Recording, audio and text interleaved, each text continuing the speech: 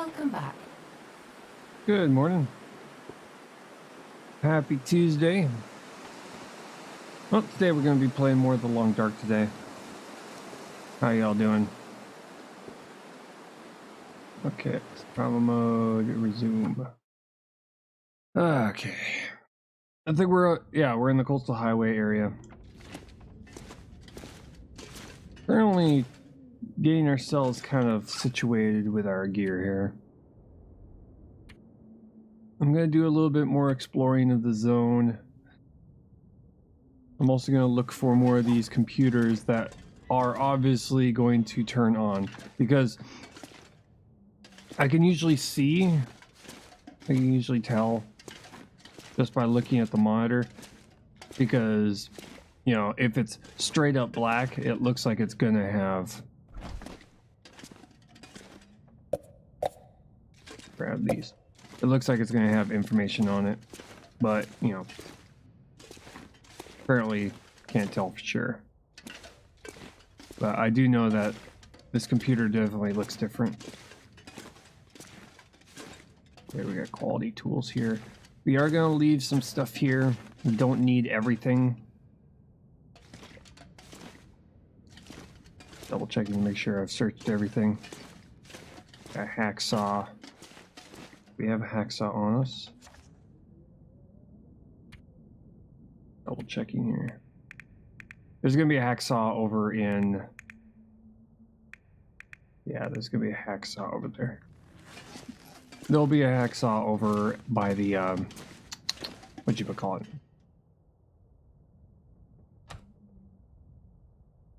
The 3 liters of water, a whole bunch of sodas. There's gonna be there will be a hacksaw over at Desolation Point.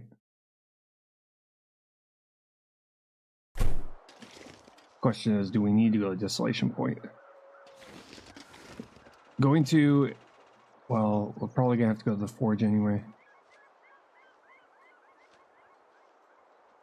Yeah, we're probably gonna have to go to the forge anyway, so that we can make a whole bunch of arrowheads, so that we can start making a survival bow, because we're gonna need that if we go to the new zone. So I should probably gather up some saplings that is in the area. So I'll do that. And if we're going to do that, we're going to have to drop enough items so that we can actually sprint. Okay, so drop what we have here. Normally when I'm playing this particular game... Okay, we don't need this anymore. At least not for now.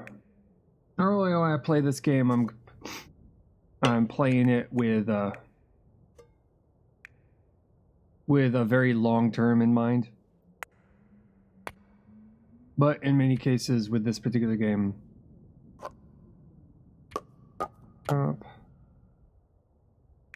but when it comes to this particular playthrough, I'm not going to be trying to survive 300, 500 days.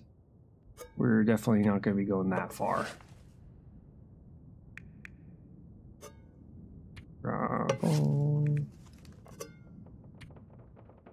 Oh, we don't need that much. Just one of each is fine. And the sardines, 20%. We'll drop it. And we'll drop those. Yeah, because we're approaching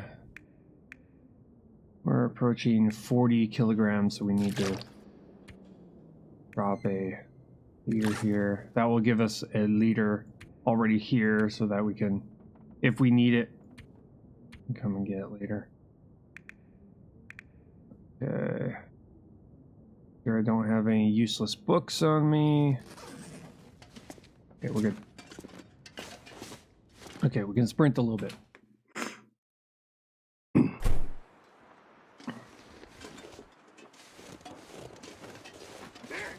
Oh, for fuck's sakes. I need to get my hands on some bait.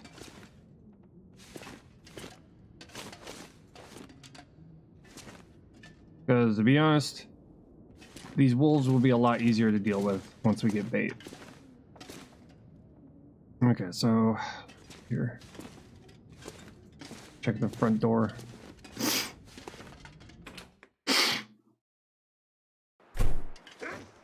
Hi.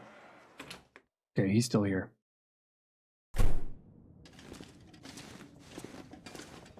Okay, so we gotta figure out how to get out of here with our wolf friend still here.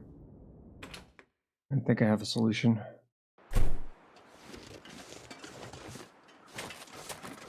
There we go.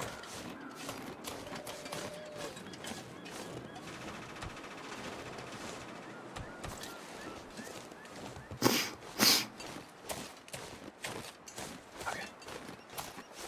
Good. Okay.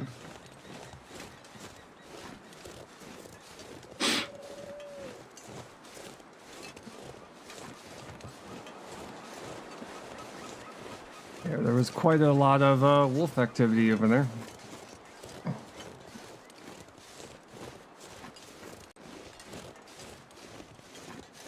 We're gonna go up here. We're gonna make our way to the Desolation Point, get ourselves to the forge, make ourselves probably about 20, 25 arrowheads.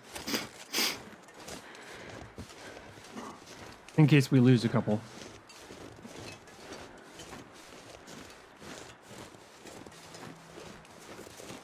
And then once we get a bow and arrow up and running, then we don't have to carry around the rifle as much. Unless we're going to be going and trying to get ourselves a moose or bear hide, but it's not exactly a requirement, especially if you know what you're doing. Oh, look, an expedition parka. I can use this. A new one? Hello. We're using you. Can I wear 2 of them? -2. Okay, we'll just drop the back up here. Drop that. 84. That's not bad. Still no. There's currently right now. There's still no way to be able to mark your buildings that you've already looked through until you've actually gone inside and then be like, oh, I've been here, and then move on.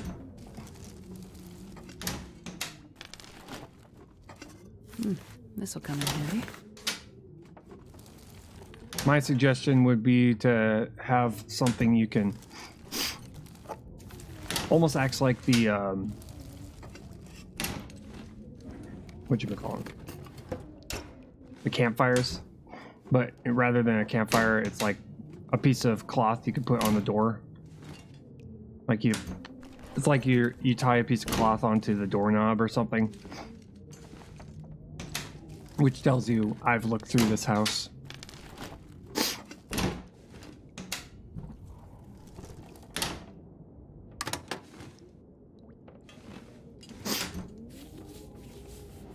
This stuff will come in handy. I'll leave that. Now empty. Oh, we're gonna go upstairs, check up there. Hopefully we're gonna find some pants. That's what we're really looking for, is pants. Ideally we want to find gear that is that's gonna allow us to be able to be outside for a very long time.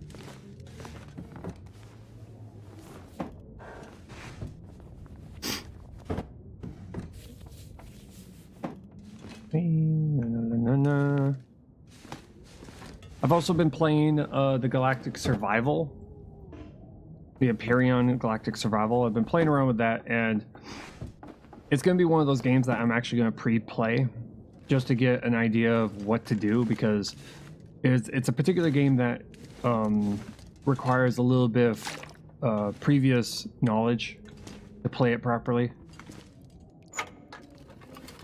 Because Hope nobody needs this anymore. it's a very slow starting game. But it's in early access, and it's still in its alpha stages. So it's very laggy. It's very laggy and buggy, but what they plan on doing with this game interests me a lot, because they plan on having this game be like several solar systems, several galaxies wide, and you're able to build your own spaceship to travel it. Or if you don't want to be a builder, you can you can share your other players can share their designs, and you can use their designs. Granted, I'm going to try and build my own spaceship. But I'm trying to figure out how that process works. And depending on how difficult or how fast it is to do that, I'll either just, whenever we get to the point where we are going to stream it, I'll either continue on with the playthrough I'm currently doing, or we'll start a brand new one, depending on how difficult and how time consuming that particular part is.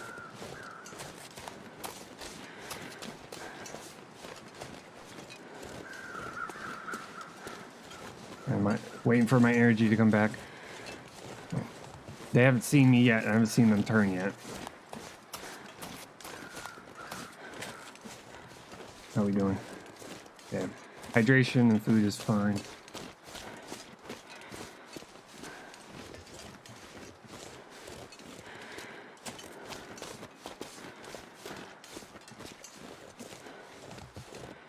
Let's see here.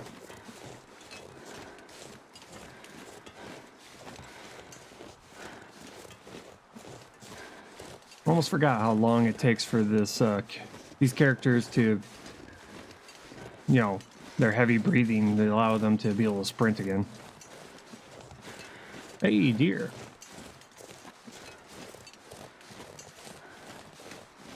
The bear's over here, I guess.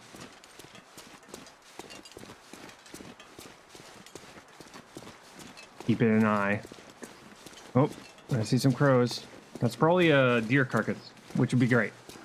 Get us some bait.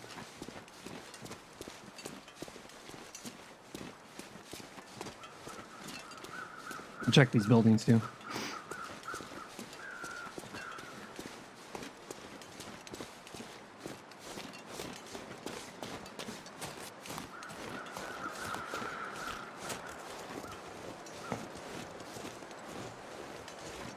Also, a little bit of an announcement, plans. I am shooting, I am like most streamers.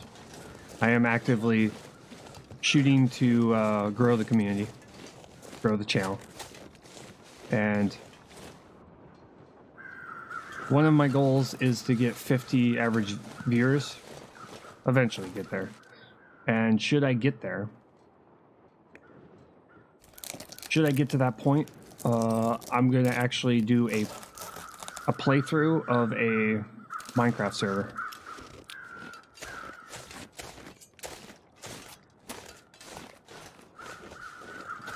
And not just any Minecraft server. I plan on playing on the most notorious one.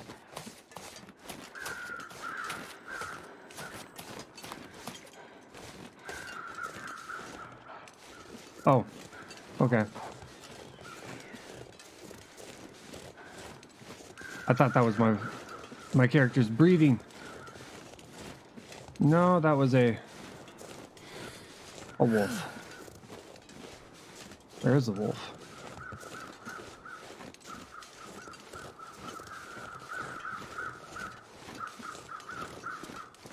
I don't see the wolf.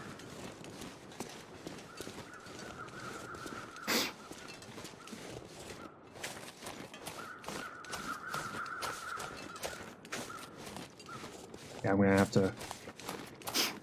I gotta cook this thing. Yes, there are notorious Minecraft servers. There's this particular one that has been opened up since the very beginning of Minecraft, since the very release of Minecraft. It's called 2b2t. It's 2b2t.org. This is a anarchy server. It is the most notorious anarchy server in Minecraft. It's so bad that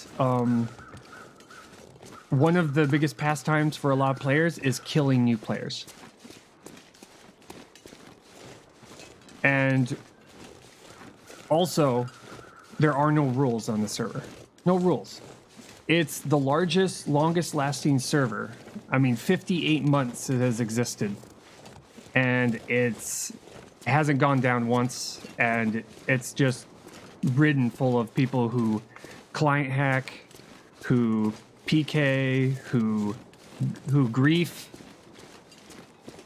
Just absolutely hostile environment. But I want to see how long it can last on that server.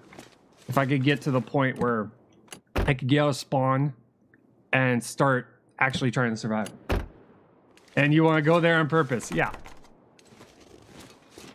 I consider that a challenge.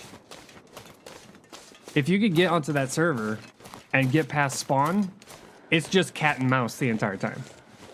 I just pick up and move. Make small bases here and there. And see how long I can last without getting killed.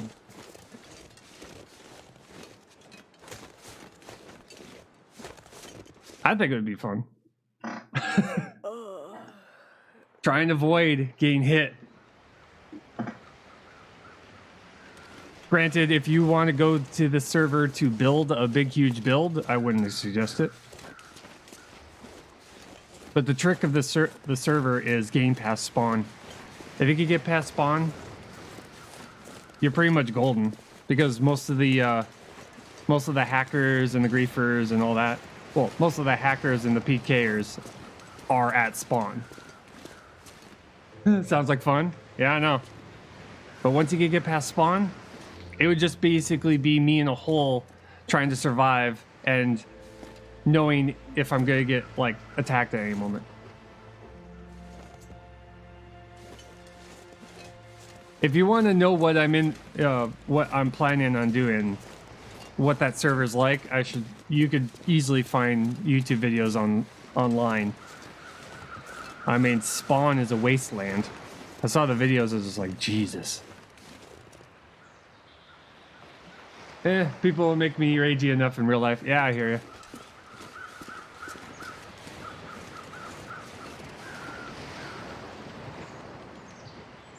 I can't do, but go for it. Yeah, it's something it's something I'm gonna do only when we reach a certain average viewership, because if we achieve that goal, I'd be willing to put myself through hell.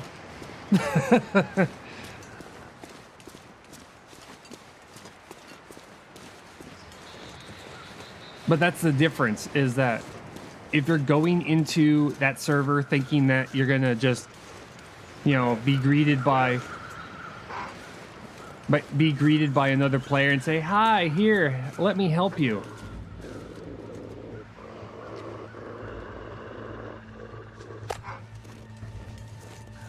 But if you're going into the server knowing full well that you're gonna die, it's not so bad. They changed the model on that one.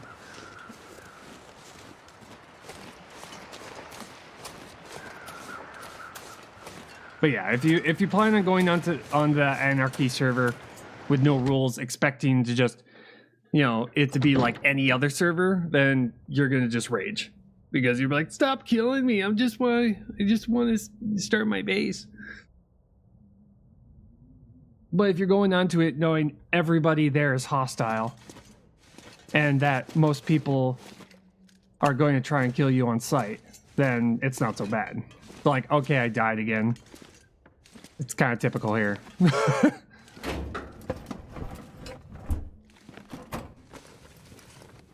It's kind of how I expect when I play any survival game. It's like, oh yeah, I'm gonna die. I know. Deaths aren't that big of a deal. I'll still get frustrated, but it won't be a big deal.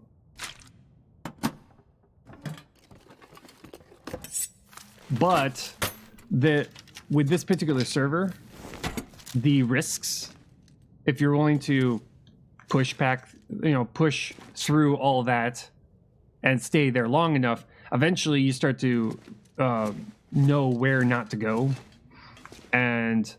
but you'll get rewarded by seeing some of the most impressive builds you'll ever see on any server. I mean, these guys are dedicated. I would just want to get onto that server and run around and survive just to be able to track these builds down, because a lot of these builds, they build these massive structures knowing full well that any time they can be destroyed.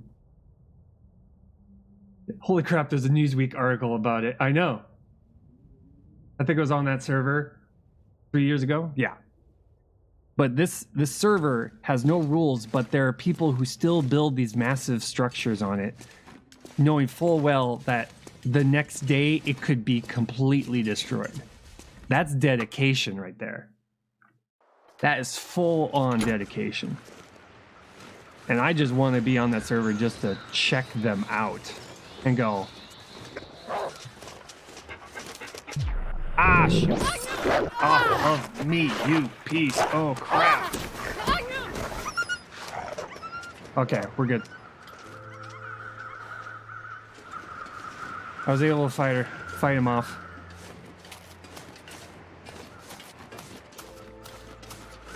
But that's only if we get to an average viewership of 50 people. So that's not going to be for a while, but I do plan on doing it as like a celebratory thing.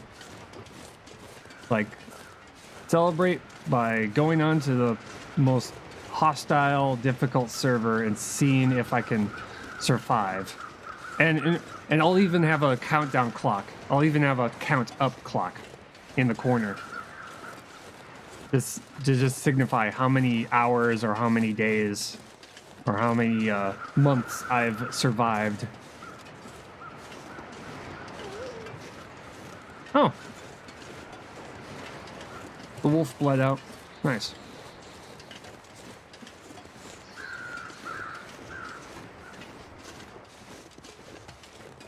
Would be crazy. It would be.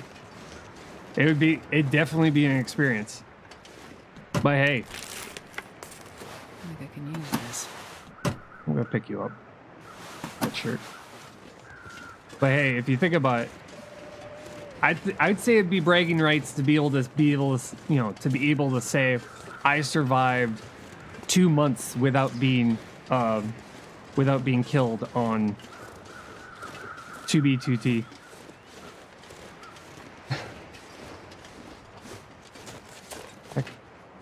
Or be able to survive any amount of time. Most people who get out of spawn don't last a couple of weeks.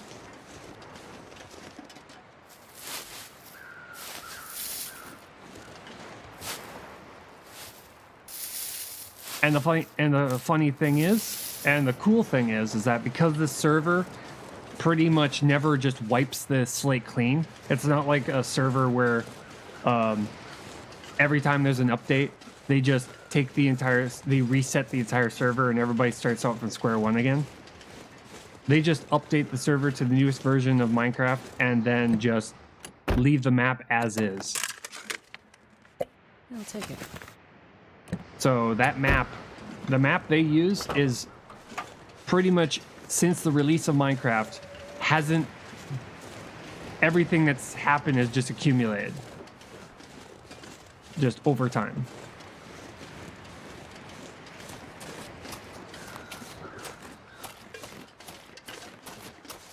So you'll just see old neglected old builds that have been griefed and left just to rot. You've got people who have just played around with, the client hacking tool who spawned in a whole bunch of lava and made lava pillars, and just sheer places where you just sit there and look and go, why? Why does this exist?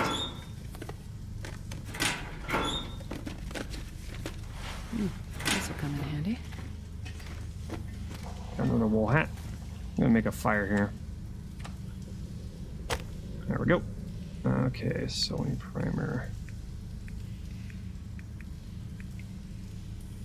Check out this quote. To traverse 2B2T is to feel lost and overwhelmed. And to play is to accept this pain and confusion as a condition of existence. Yes. Yeah. It is the ultimate survival game, in my opinion. Where the risks are your base gets found, you get found, both get destroyed. I think the article's author got a little PSD. Yes. Yes. Guaranteed, yes.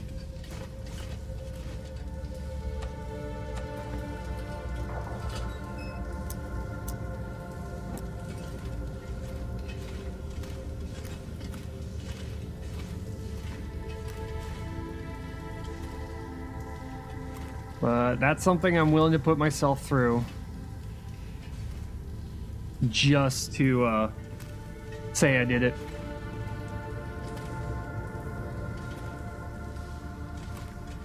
But again, not something that's going to happen anytime soon. Just something I'm going to do should we hit that goal.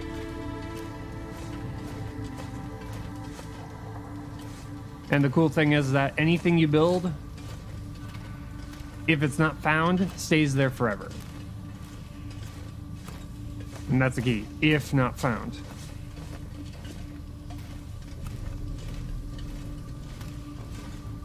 I mean, this is a server that even the biggest builds get saved by the server owner. The server owner, if you make a huge build, a very impressive build, they'll save it and they'll put it onto a separate server called the museum server. We'll be here for you. Yep.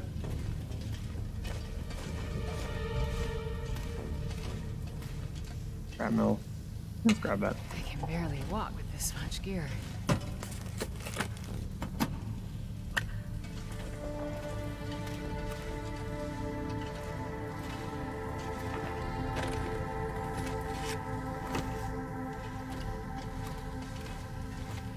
Okay. We're gonna get ourselves out of here. Oh, I would do anything for a drink right now. Oh, I'm getting thirsty. That's perfect. I got some sodas I need to drink through.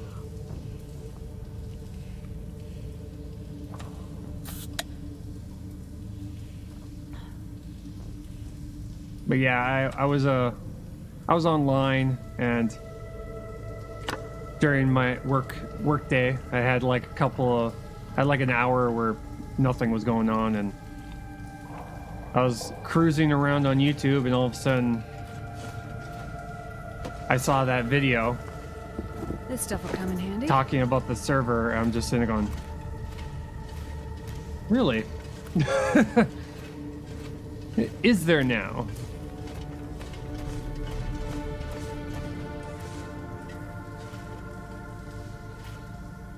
I'm a glutton. I'm a bit of a glutton for punishment.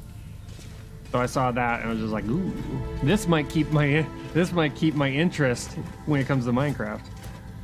I'm constantly on the move, building small bases, trying to survive, trying not to be found. I keep my interest in Minecraft.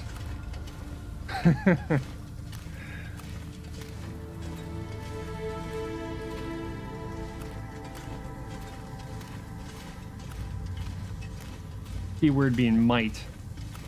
You never know. Who knows? It might be worse than what they say.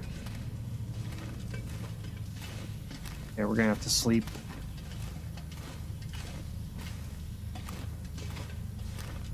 We'll get to the other side here.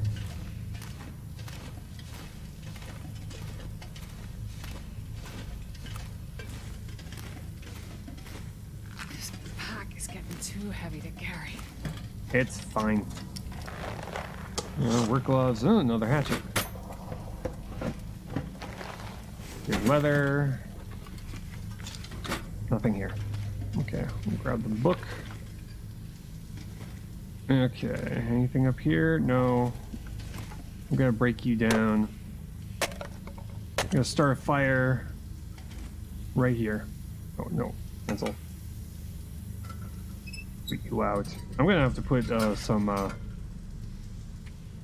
put some. Yeah. Can I refuel? I do not have anything to refuel with. Oh, that sucks. We're gonna hang on to it. We're gonna drop you. We're gonna hang on to one of you. Okay. Good. Cool. Fire. Accelerant, because I have 5 of them. Use the book. Yeah. Nice. Perfect. Got fuel. 2 hours is more than enough time. Okay. So let's see here. Food. Come on. Oh. Where is it? Where's my... Yeah, there we go. No, not use. Add the... There we go. Good. Place. I need to be careful not to eat it, because we really, really, really don't want to get food poisoning. 1 hour, 33 minutes. Not bad. Not bad at all. I'm going to use the energy bar here.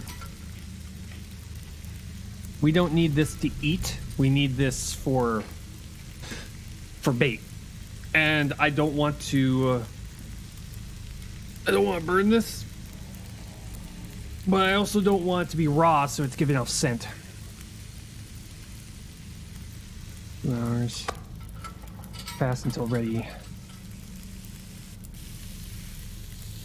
There we go. We just need to close Take my it. eyes. We're good. We good. Okay, let's see here. Do I need to make anything? Probably not. Probably good on food and water right now. I'm gonna do some herbal tea just so I can get my more of my health back. Only got the 1 herbal tea. Got 30 minutes left. Okay. We got another can. Wait. Wait. We didn't drop a can, did we? Wait. Check this out. Beef jerky. There's 1 can.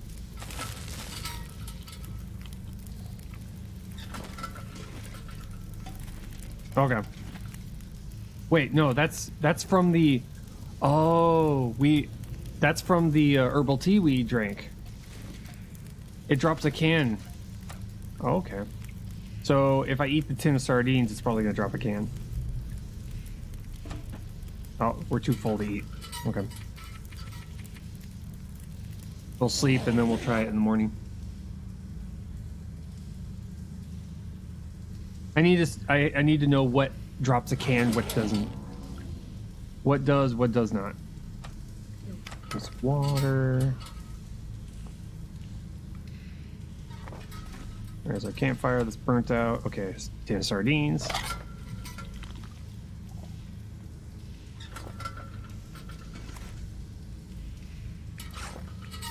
Did it drop?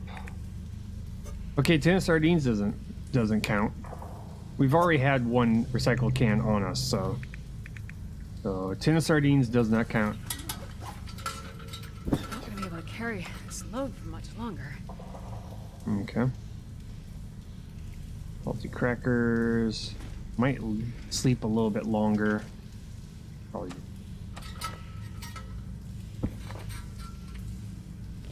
Just to get the daytime. Sunlight is very important. Especially with the wolves we're going to have to go through. The wolves and the bear that's out there. Yeah. Past 2 hours of time. I just need to get this to at least sunrise. There we go. That looks a lot better. I can barely walk. Yeah, well, we're drinking it. You can stop complaining. And make sure to eat the tin of sardines. Those are... If they get too low, they have a higher risk of giving you food poisoning. Oh, wow. Suddenly wind. Ain't that nice? Oh, it's not actually not that bad. It's only 2 arrows down. I'll put you away. We don't need you right now.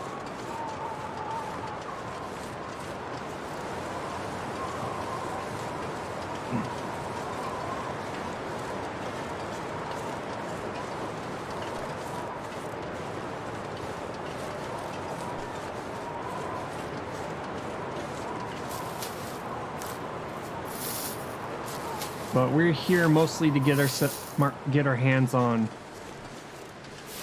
We're mostly here to get our hands on arrowheads. Make a bunch of arrowheads so that we'll have the arrows required to be able to go to the new zone. Again, playing ahead. Okay, the wind died down. That's good.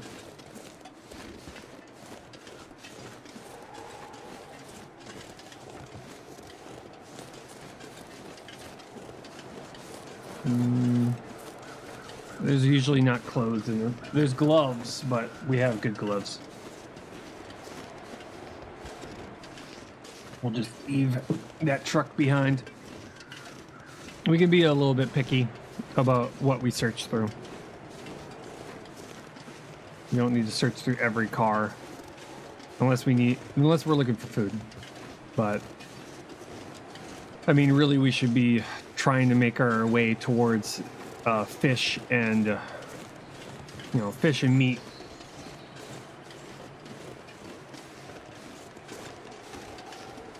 Speaking of,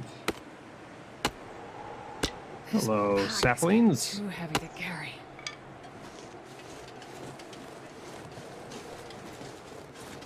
Okay, I'm gonna go through the cave. That's what I'm gonna do. Go down through here, through the cave. That will allow us to gather up the coal needed. We need 10 of them. We need 10 coal. Usually there is the materials needed to start the fire already in... okay. Already at the boat. Which is where we're headed. Let's see here. Great. Newsprint. No container. Hope nobody needs this These anymore. mittens we don't need. Look, an orange soda. Bench, table. Okay, how many flares do we got? I think I have enough.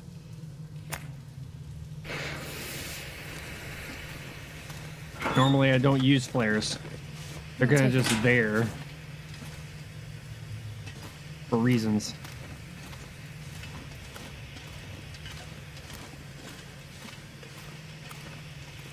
Full. That's 3. 4.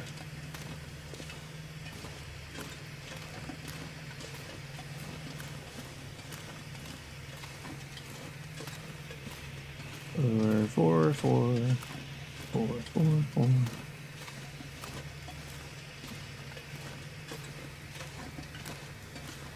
Oh, there's 5.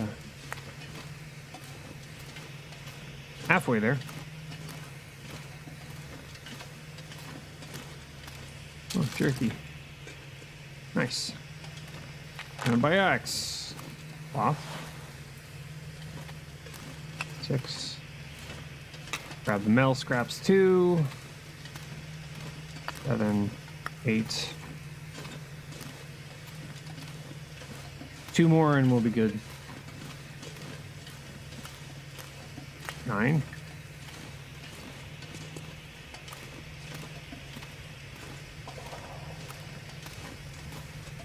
And there we go. 10. Yeah, usually there's enough coal in that in this cave to another flare to be able to and there's more over there to be able to at least do 1 forge worth in the cave. Drop that right there. Ominous. Okay. Eat one of the chocolate bars. One thing I wish that this wheel would by default show me is all the stuff that's, you know, the lowest condition, rather than just, you know, a random, you know, selection of stuff. If I wanted to control what was on here, I'd have to go into my inventory and select each one and say, oh, add to radical.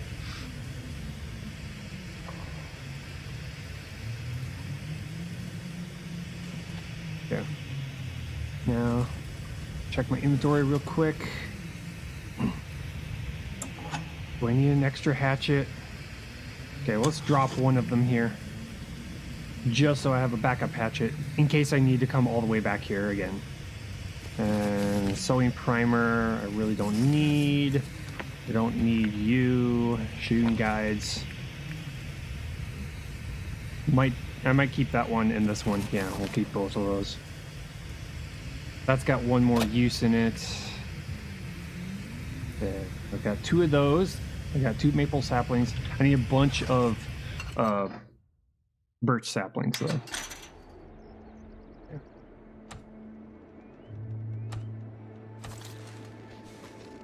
Reload. Now I need to be careful. Usually there's a bear that likes to roam around here.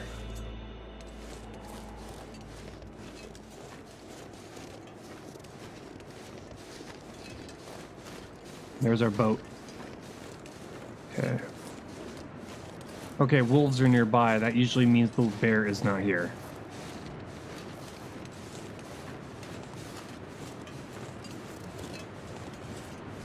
Just trying to get up high. Because it's such a clear day, we'll be able to see far, far away. Oh, lovely. Isn't that great?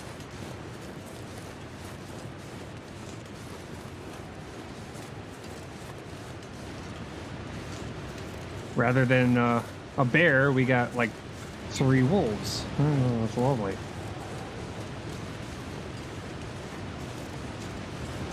That's lovely. That's great. That's awesome. Not really.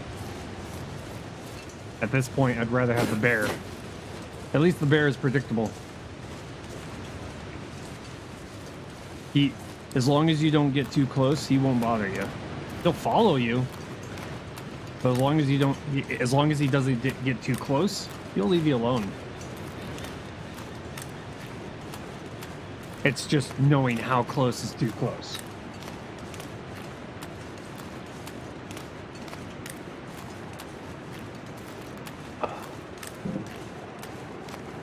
And that requires just trial and error. Eventually you'll get to a point where you're just like, okay, I'm getting too close.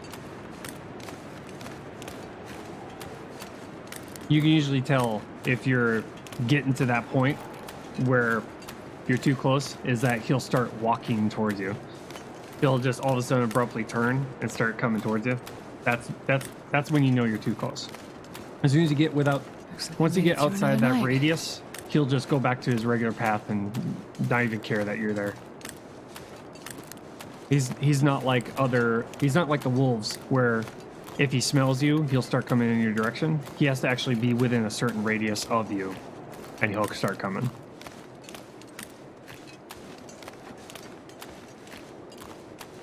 Okay, I see branches over here. I see saplings. Here's hoping for birch. because I almost might just stick around over here because there's always deer around this island. So I could pretty much feed myself, especially with all the bullets I have. And we could just sit here and wait for the... Oh, that's another maple. Wait for our bow to get finished.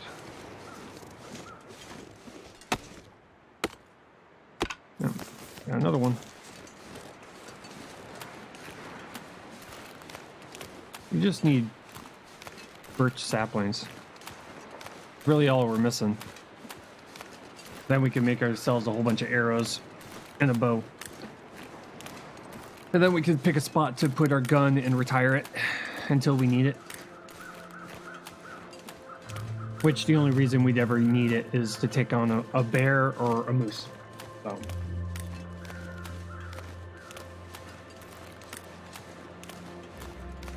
Okay. Into the forge.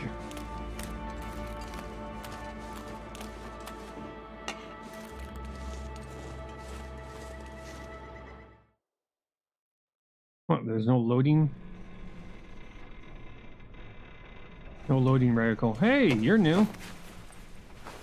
I think I could use this. Hey, Frozen Body, how you doing? You're new.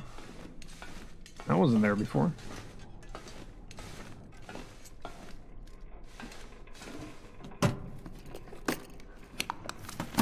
All right.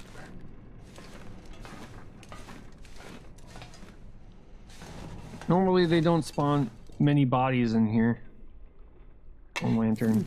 This will come in handy. There's not enough in there. There's not enough to switch out.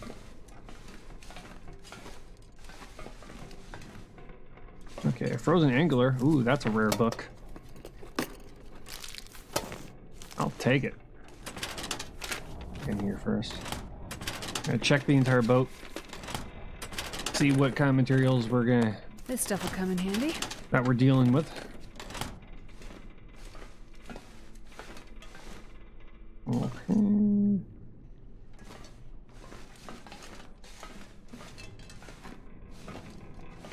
See what's in here. Usually there's a little bit of supply. Yeah, there's a bunch of coal in here. Along with the crate itself. That we can use to get some quality tools. We got a bit of coal here. Okay. Looks like we're not gonna get a free cedar plank in here, so that's unfortunate. That's fine. We can deal. We got plenty of crates in here, so we can always use just a secondary. We can always just start a fire that way.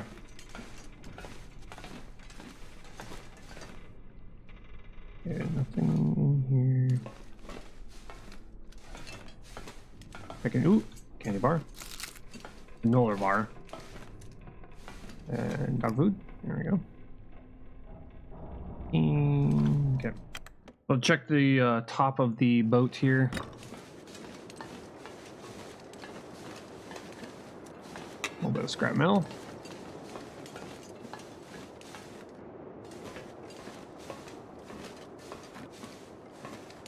There's a little bit of scrap metal in here. Not much, but a little bit.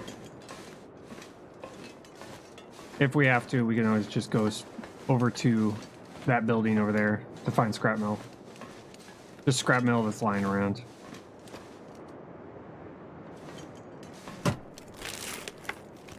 I'll take it. Oh, another flare. I'll use that to start a fire.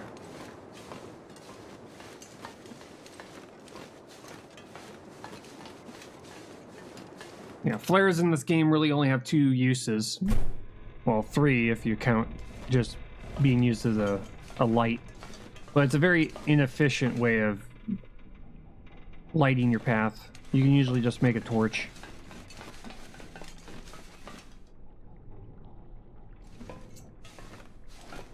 They're best used as being like emergency fire starters. Yeah, furnace. Okay, stay on target. Frozen angler. Okay. We are gonna have to get ourselves something to start this fire. I'm thinking this.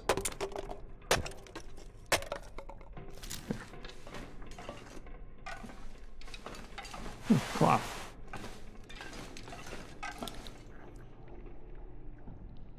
Make sure I have... We don't have a hacksaw with us. Check how much metal we have available to us right now. Okay, 5.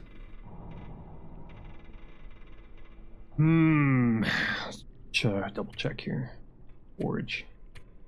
Okay, that would make us 10 arrows. One scrap metal makes us 10 arrows.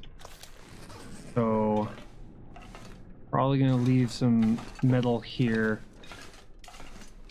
Unless we can find more. Thinking about around here. Because I'm only gonna have time to do this once. So I want to make sure I have all the metal available. Oh, like another more reclaimed wood. So what we'll do is we'll just make ourselves a little pile here of what we're gonna be using. So drop all, drop all. We'll leave this all here. I'm actually gonna leave the maple saplings here just to kind of let them cure. 1% cured. Yeah, we'll just kind of let them sit there. Let's see here. Drink some water. Get something to drink. I'm gonna make a trip over to that building over there. And I didn't bring a hacksaw, mostly because it just weighs too much.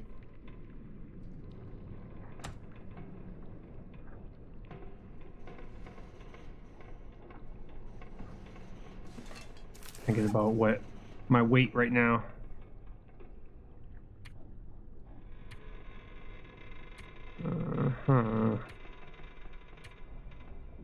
Got a ton of flares, we'll drop those.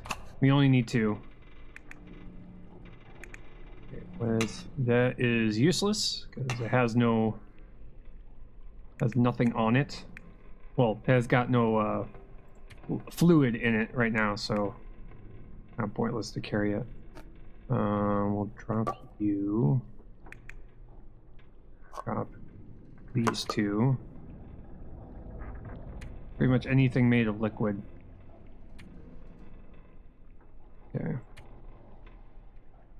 Okay, we're gonna drop these. Drop all the coal. Yeah, that gives us the ability to run. Okay. That's what we need. We need the ability to run our butts. We need to be able to sprint. Okay.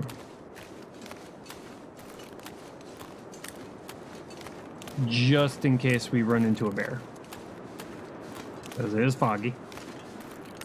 Not exactly the best, but not horrible.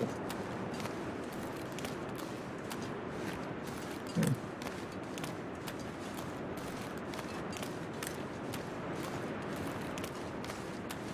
This sucks.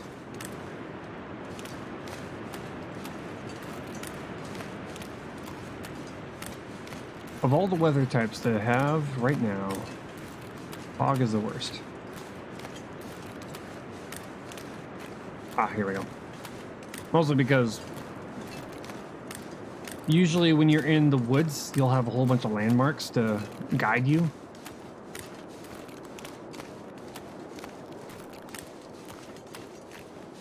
But when you're on a frozen lake, you can easily get lost. Hey, Rigor, how's it going? It's going good. It's going well. Currently trying out all the changes for the Vigilant Flame update.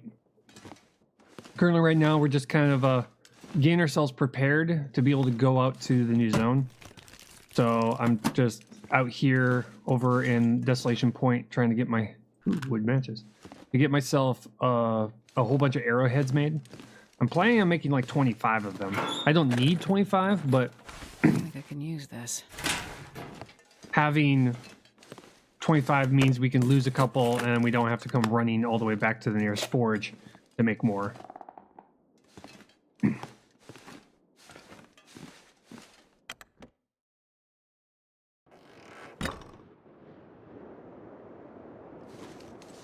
Just listening.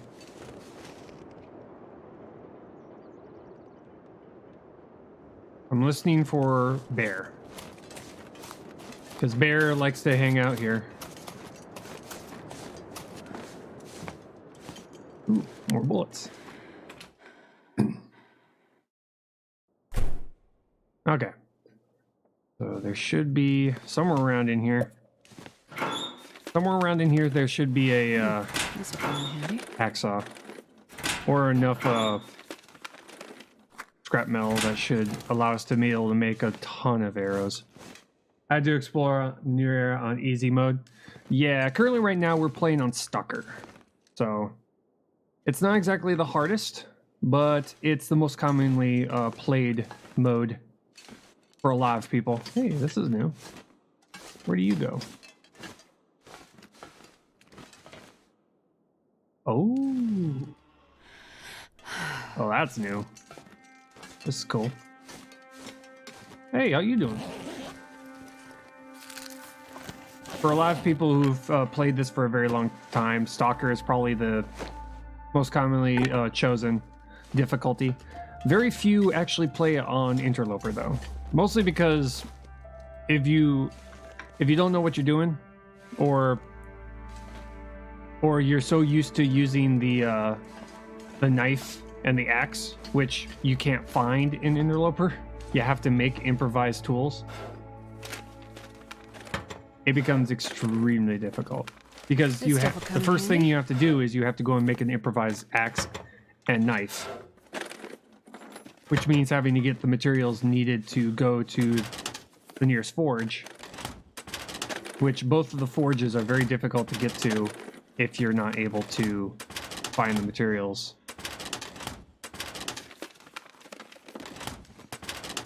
And also on Interloper, materials are very rare, so you're constantly getting cold, and yeah. But nobody needs this anymore. Yeah, it's pretty hardcore. I've been able to nearly get myself a knife and axe. Well, actually, we did get an improvised knife and axe, but we got killed by a wolf that just all of a sudden came around the corner. Rigamo, hey, how's it going? Rigamo.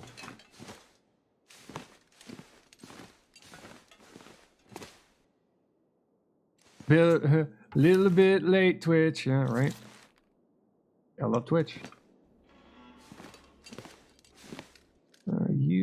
No, you're not.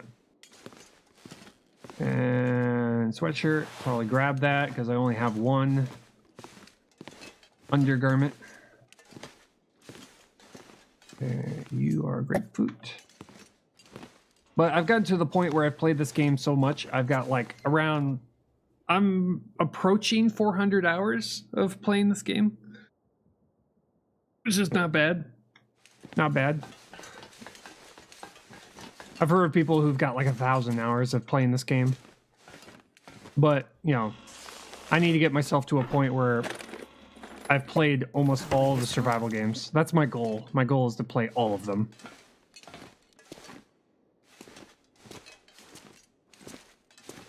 That way I can be able to say, this one was good, this one's not good. Hey, look, Hacksaw. We found like 3 of them, but I don't carry them around, mostly because, well, they're heavy. Okay, so we're gonna get ourselves a bunch of metal while we're here. But after we ransacked the place, checked all the drawers. I'll take it. Painkillers. Nice. But what makes Stalker so popular is, one, materials are still fairly common, not as much as the easier modes, but fairly common. And also, it's the wolves. I would say, depending on how you look at it, Stalker is probably more difficult than Interloper, mostly because of the amount of times that you're going to run into wolves. Interloper has its own difficulty, and that is dealing with the lack of resources and the fact that you're not going to find a knife, an axe right away. So Interloper is the kind of challenge of trying to survive with lack of resources, while Stalker is about just avoiding getting killed by the wildlife. Different flavors. Different flavors of nope. That's what it is. Okay, I'm going to do this. It's going to take 3 hours to get through that, but it's going to give us 8 metal, which is great. I'm not going to be able to carry. But there are a lot of this load wolves. much longer. On Interloper? Yeah. There is. There's a lot of wolves on Interloper.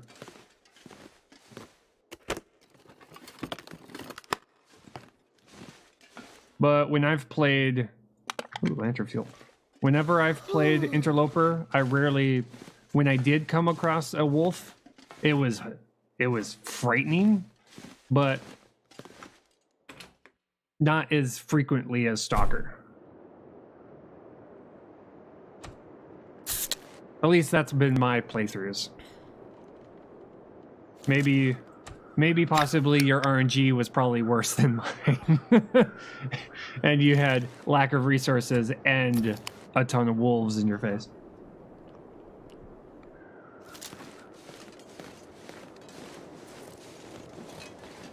Which I would not put past this game.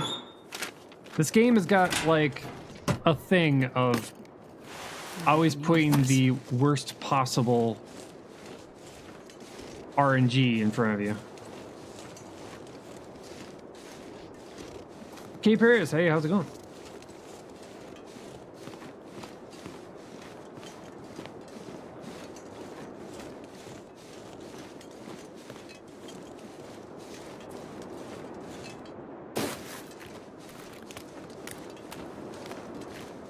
But that's probably one of the bigger things what causes Interloper to be so difficult is that even with the best RNG, with lack of wolves, you still are gonna die.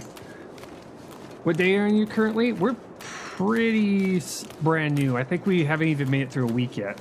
I think we're on day 6.5. Double check.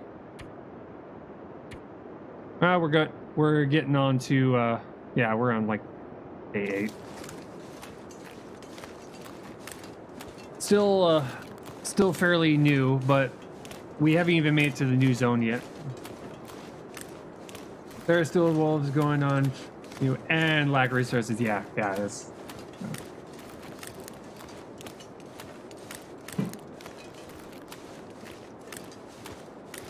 That may be because I love dogs. Yeah, it would be awesome if you could tame one of the wolves. Bait them enough to where you feed them, and then they end up following you around and being friendly. That would be awesome. That would be great, especially on Interloper. If you had your own little wolf friend to kind of like scare them off, that would be great.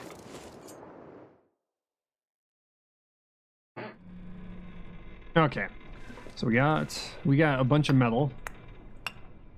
Grab all the coal that we just picked up.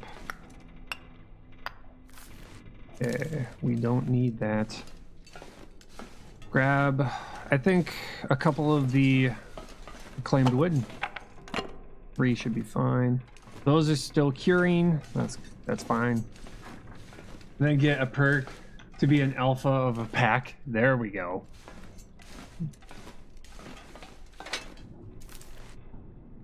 Okay, let's start a fire. That didn't. Oh, come on.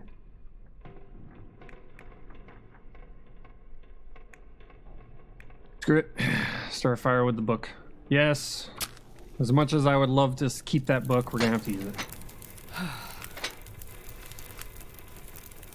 Okay, reclaimed wood, and fuel.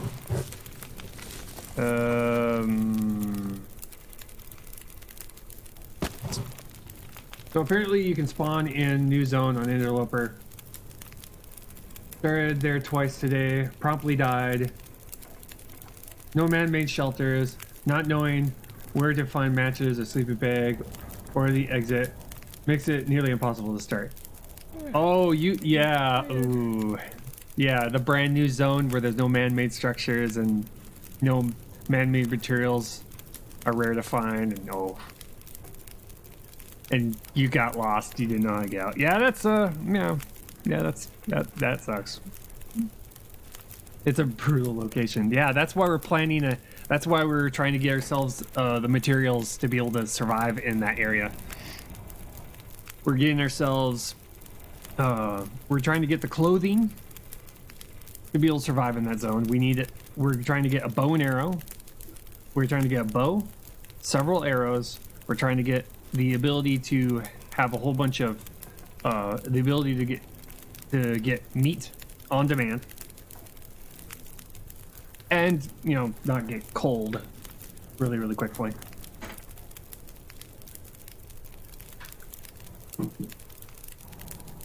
But it is a zone that I've been told is all about 10 more minutes.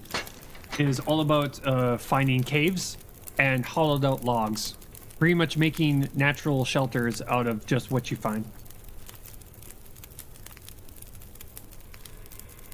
Another reason why we should gather up a whole bunch of cloth and a whole bunch of cloth so we can make one of those winter shelters, just in case we can't find a cave that's big enough and we can't find a log that's long enough to shelter us. We'll just have to make one of those winter shelters, just so that we don't freeze to death during a blizzard out there. Yeah. No, one more minute. Okay. Whatever you say. Come on. There we go. There. Okay, add all of them. That should give us 150 in temperature, which will allow us to make a whole bunch of... Yeah, waiting. So we can make a whole bunch of arrows. Okay. But then I started in Desolation, so I'm going to be alright. Day 3, already got my bedroll, 4 boxes of matches. I made to a fishing camp in a coastal highway. Yeah, whew. Fishing, man. Fishing is a lifesaver in this game. Requires heavy hammer. Shit. Shit. We haven't found it. We haven't found a heavy hammer, have we? Crap. Well, that sucks. Ah. We have not found a heavy hammer. Sucks. Yeah, we didn't find a heavy hammer in there, did we? Where are we gonna find a heavy hammer? Where are the locations that I could find a heavy hammer? I'm trying to remember. I may have to go back to that building just to make sure. How many hours are on this thing?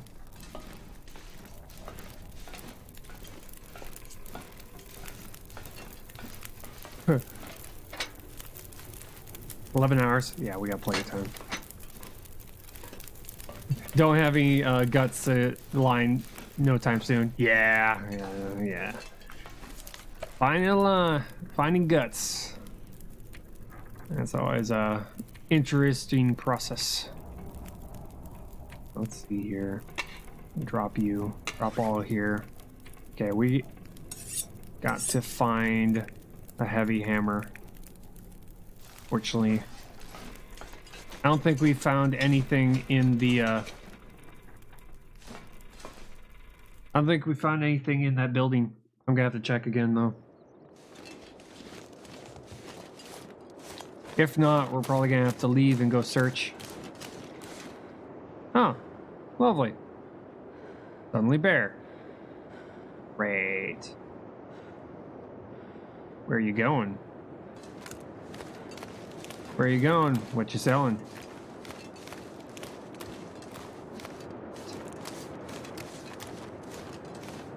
Okay. Hi, bear. How you doing? Don't mind me. I'm gonna try and get around you. That means that the wolves that were here are not here, so... how about that? Okay, we can get around him. We just have to skirt the coast a little bit.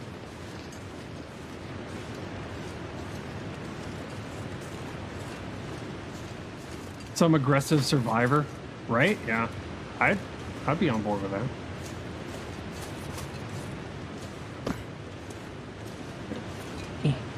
There we go.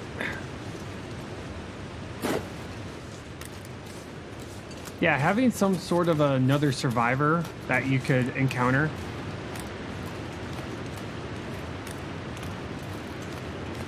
Deciding whether to loot PV. Pleasant Valley?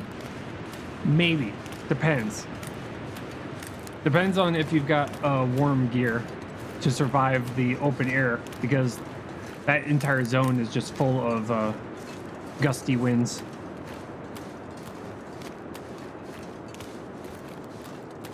So it's kind of like a toss-up. Sometimes going to Pleasant Valley is a lifesaver, especially if you go to the farmhouse or the radio tower. But other times you could easily show up there and there's like nothing there. So when it comes to Interloper, you're kind of just you're just kind of to roll the dice. I always go for the areas that always have lots of buildings, just to be able to find materials. I lay down right here. If I thought I'd ever wake up again. I know they're not convenient from memory when you find the bedroll and dice. Yeah, trying to find a bedroll is going to be that's a major thing in Interloper, is just trying to find a bedroll. Yeah, I'm just down here checking for back over here, trying to find myself a heavy hammer. Sometimes a heavy hammer is here. Lucked out.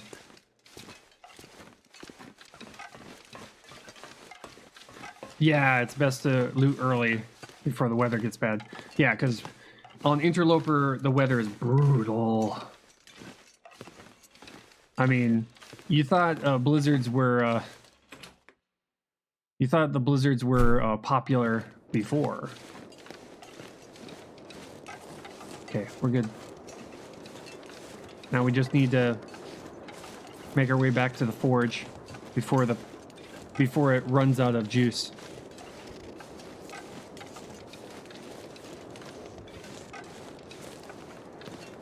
Oh, bear's turning around. Lovely.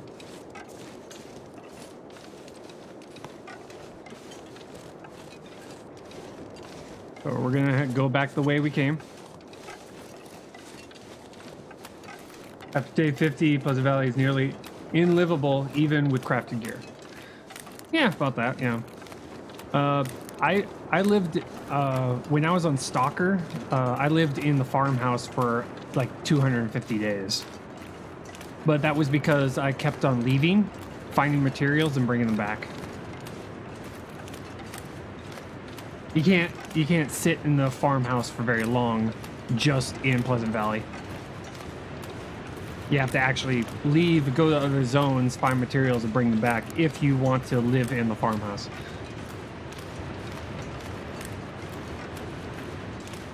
But on Interloper, staying in one spot for too long just seems like a really bad idea. Mostly because you want to be constantly on the move. Yeah, see, the bear will just leave you alone as long as you don't get too close.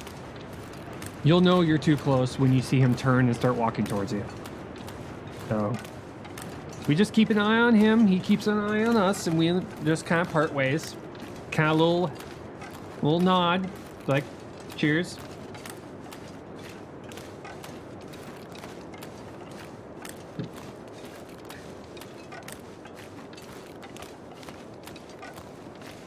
It's cool to move in zones. A lot more fun, yeah. Yeah. Soccer is not so cold. It's mostly a transition point for those who played on the easier mode. I think it's like Voyeur or whatever you call that. The one with the owl. And you want to have something a little bit more challenging, but not gut wrenching as Interloper is. Because if you were to make it from that difficulty and skip Stalker and go straight to Interloper, you're just gonna get wrecked. I can barely walk with this much gear. Voyager, yeah, Voyager. Stalker, crazy with wolves, exactly. Okay, there we go. Okay, let's begin crafting. Voyager. It just shows how little I've played that difficulty because I don't even off the top of my head remember what the name was. I just went straight to Stalker. When I first played this game, I just went straight to Stalker. I just skipped the 2 easier difficulties. I was just like, screw it. Time to go. Let's do this. And boy, did I die a lot. Okay, need to drink some water here. Oh, great. We've got a bit of a aurora going on right now. I don't think there's any computers on the boat. I skipped Stalker, but I played Voyager without allowing myself any gear. That's not an interloper because wolves got too annoying. Yeah. Wolves are little jerks. That's what they are. Speaking of wolves, channel mascot. Because wolves are jerks. Our little wolf pup. I got him when we were doing our 500-day stalker run. Hoping that he would be a lucky charm to try and get the wolves to back off. It didn't work. In fact, I think he's plotting against us. Giving away our position.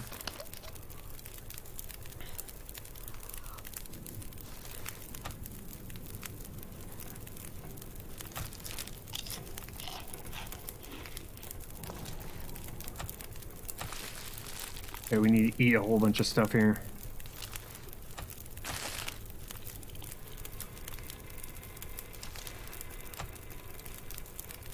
Okay, let's eat that one. 10 sardines.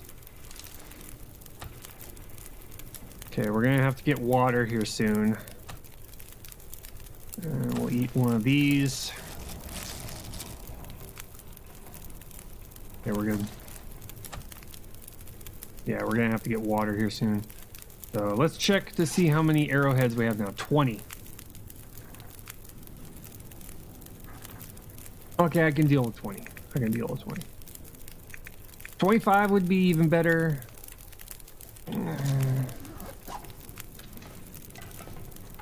Okay. Requires light to... okay, whatever. Okay, 20's fine. 20's fine. I could survive a decent amount of time, always carrying torches and crouch walking a lot, but until I craft a bow and get arrows, I never... Where you feel safe. Yeah, it's never a situation where you feel safe. After playing through my stalker run, I preferred the bow over the gun. As soon as I was able to get a bow and arrow, I immediately abandoned the gun and just tossed it somewhere until I needed it. Okay, we need to sleep. We just went right through the nighttime. Oh, that's lovely. We're gonna have to get ourselves out of here too. which I'm probably going to go through the cave. Unless I feel like I could probably squeeze our way through. Through the church. We might be able to get through on the church. Maybe. How are we doing? 19%? Oh, it's looking pretty good. Yeah, bow is infinitely better. Okay, we are out of water, so we need to make water. Okay, I'm gonna pick you up. This pack is getting too heavy to carry. We need to drop whatever we can. We need our storm lantern. Some dog food and tomato soup. Don't want to. Okay, we need to drop you. We're gonna leave the hacksaw and the nut and the. I always like leaving the hacksaw and the heavy hammer at this location so that should we ever need to, you know, make stuff, all the tools will be here, ready to go. So all we have to do is go through the cave, get ourselves enough coal, get ourselves enough metal, and just come straight here and start working. Yeah, our lantern is nearly full. That's good. Checking our weight, 39. That's not good. Better than the alternative, but it's not. Way too much weight. Okay, let's see here. Ooh, we haven't put that on, so we can drop all the other clothing or just tear it apart. We'll just drop. We can get cloth from pretty much anywhere. Any building with curtains we can get cloth from. Okay, we need to switch you out for the better one. We'll drop you off. We'll drop you off. How are we doing? We still need better pants, and we need a second pair of long johns. That's all we're missing.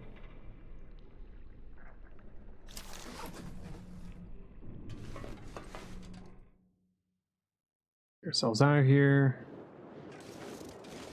Yeah. Our weight looks a lot better. Okay, the bear is nowhere in sight.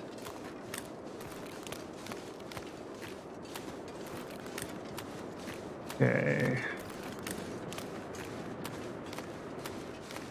Do I want to get up here, or do I want to go over there and try and get up that way? You prefer Forlorn?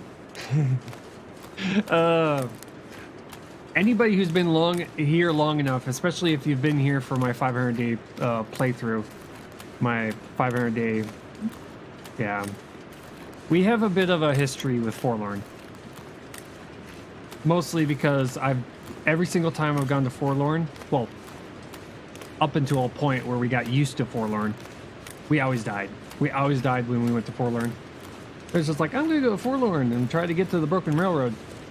We always found ourselves getting attacked by the bear, attacked by wolves, or getting stuck in a blizzard and freezing to death. So in many cases, if I find myself needing to go to a forge, I'd much rather go here than to Forlorn. But that's just me. Because it's a much smaller area, and it allows me to go through the coastal highway, which, well, coastal highway has just got more materials. At least that's how I feel. But it also really depends on the situation. Sometimes I'll try to get out here and I'll just be completely surrounded by wolves, and it's just like, okay, I gotta turn around and go a different direction. We've gone to the Forlorn Forge once or twice before, so it's not impossible to get to, but if you don't know the trick, it can be daunting and weird. Which I discovered like one safe path, relatively safe path to get there, and it requires not going through the center. Well, you can go through the center, but the center is kind of difficult. Mostly because it's kind of like a toss-up. sometimes you'll go through the center of the map where the railroad is, and you'll come across nothing. And other times you'll go down there and you'll be surrounded by a pack of 5 wolves. Crumbling highway, safest route is out on the ice. Ah.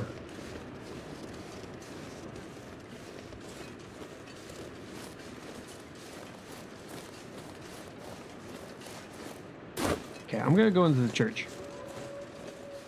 Oh, good. They're all over there. That's good. In Forlorn, I just follow the left wall from Mystery Lake. Yeah. That works.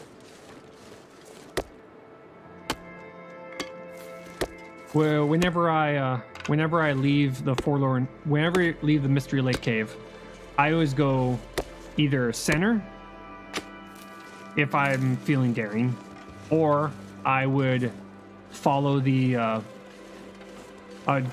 hang a right and follow that direction. And you know, if I've got the gun, if I have the gun, I'll take the right path, and you know, fight my way, you know, shoot a couple of the wolves. Hey, look, more ammunition. Carry a lit torch in case there's some wolves. I need to start a fire to scare them off.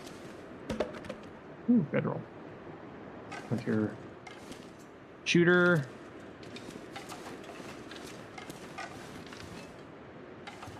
First aid. Ooh, painkillers. This will come in handy. Damn, we got a ton of painkillers. I'll take the book. What you got? Sometimes this guy's got a knife sitting right next to him. And other times he's got literally nothing. Okay, let's go through here.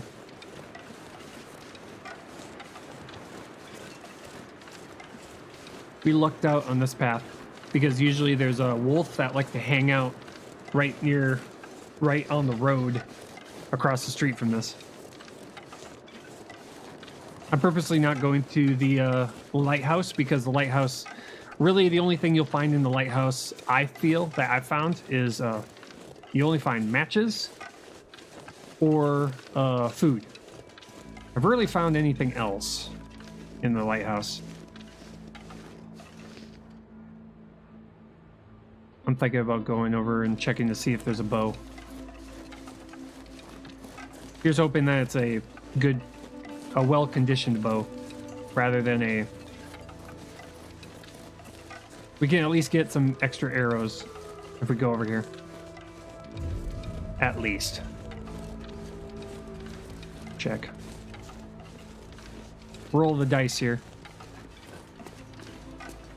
Sometimes there's the bow, sometimes there's not. Sometimes it's a bow that's got like 10% left on it. It's like, oh, great. I walked all the way over here just to get a 10% bow. I mean, it's better than nothing, but still. Come on, get up here. Just...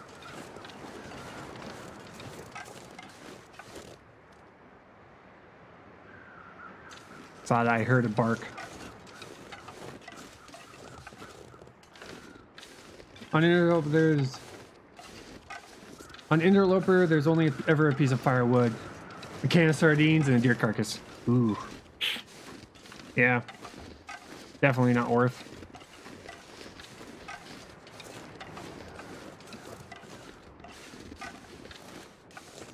Okay. Check up here. Come on.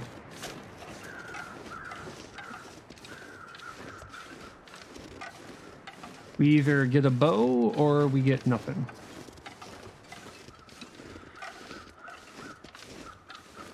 Okay, temperature's fine.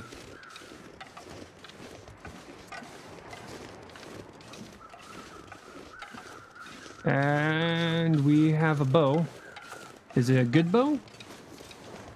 Okay, we got broken arrow. Another arrow.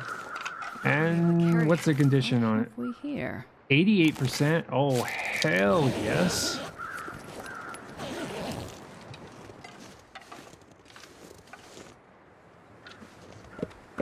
Grab those. Nice. Okay. Switching to the bow now. We've got like 2 arrows though, but better than nothing. I'm gonna probably harvest you and start a fire. Deer carcass is worth if you can start a fire and get hide and guts. Yeah. So you can make the deer pants. Deer hide pants are pretty sweet. Okay, start a fire. Quickly cook these things, just so I don't get a whole bunch of attention from the wolves.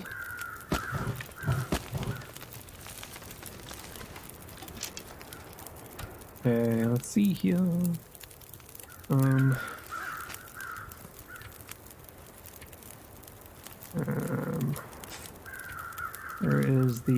There it is. This is raw, okay. Add reticle, yes. Place, there. But I hardly ever carry meat or guts until I have a bow or a hatchet or a knife. Yes, I agree. I do that too. If I don't carry meat unless I have a knife to defend myself.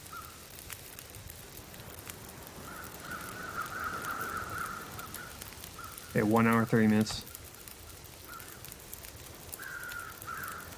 Maybe I'll eat it, maybe I won't.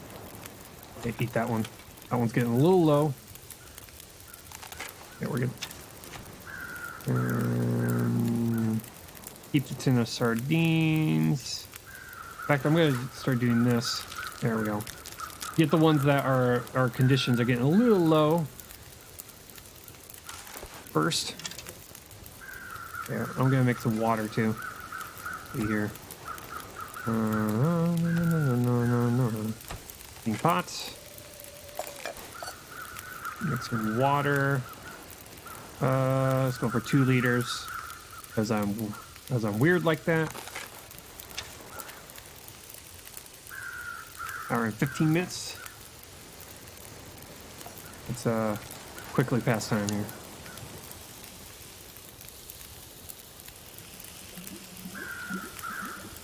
There we go. Unedibly burned. Well, that's lovely. Here, we'll take. Wait. Shoot. Okay, it's fine. Okay, yeah. Well, that sucked. The water was gonna end sooner than the other. That sucked. Oh well. So what does it turn into if it's... Oh, it's just gone. Okay. Wait, let's see here. Where does it end up? I can barely walk with this. I picked it up. Where does it end up? We pick it up. I don't see it anywhere. Nope. It doesn't like turn into charcoal or anything? Okay. Well, that's the first time we failed it. Okay, so... Oh, I know why now. It went from melt straight into boil. I should have done the meat instead. That's what happened. Because when you say speed up, it rather than go straight to melted, it goes from melted straight into boil. So it was going to go twice as long. Therefore, that's the reason why it went burnt. Okay. Lesson learned. I'm trying to find feathers here. Okay, there's a carcass over here.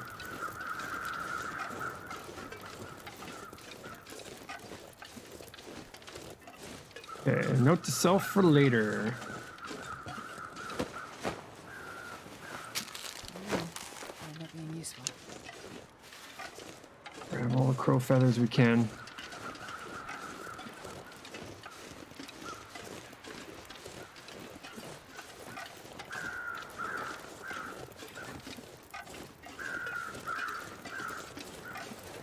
Okay. Well, that's good to know. So, if we're wanting to speed up time, we can't do it with the water. We can do it with anything else, just not the water.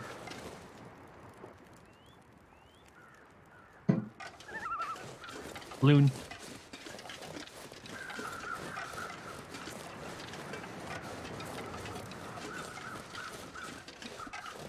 So, now that we've gotten our arrows, now that I got our arrowheads, we're going to slowly start making our way towards the new zone.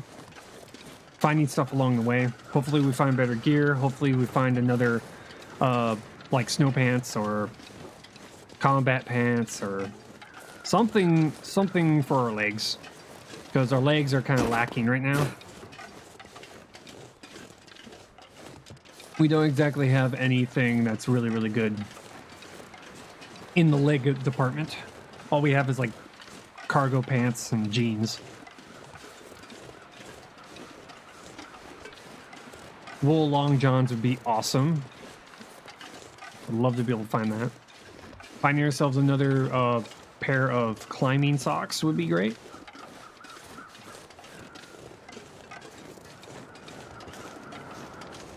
Mucklucks would be awesome. I'd trade in the snow boots for the mucklucks in a heartbeat. If we happen to find the mucklucks, that'd be awesome. But I'm thinking probably we should also, along the way, probably find a spot to where we can do some curing of things, hang out for a little while. Looks like this has been here a while. So we can make the hide gear. Because if we can get ourselves a bunch of deer and have it sit, we can make the pants or the boots. Probably make the boots. The boots would probably be way better for us. The pants would be too, though.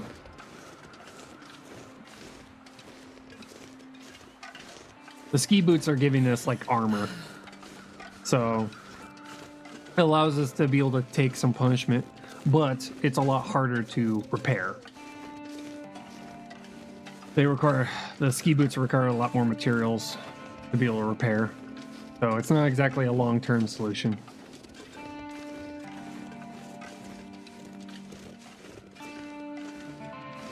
Again, this is a playthrough that we're not going to be doing 500 days. I just want to get to the new zone, explore, spend enough time to be able to find where all the hidden messages are, read them, see what it's like. And that's pretty much it. Still waiting for episode 3 though.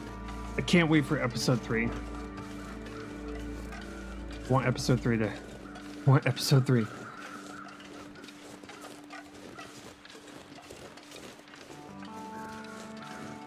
Supposedly each zone has a message, but you have to be there long enough for an aurora to happen, or be lucky enough to be going through that area and have a aurora going on, and have a laptop or a what have you nearby. Okay. Here, we're gonna have to sleep. Nighttime's coming. And I wanna go home. Feel like home, I wanna go home.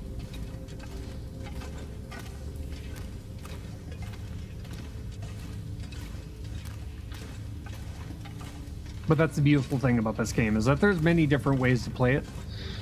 Some good, some not so good. But there's a lot of overlap with a lot of the tactics that a lot of people implement when they're playing this game.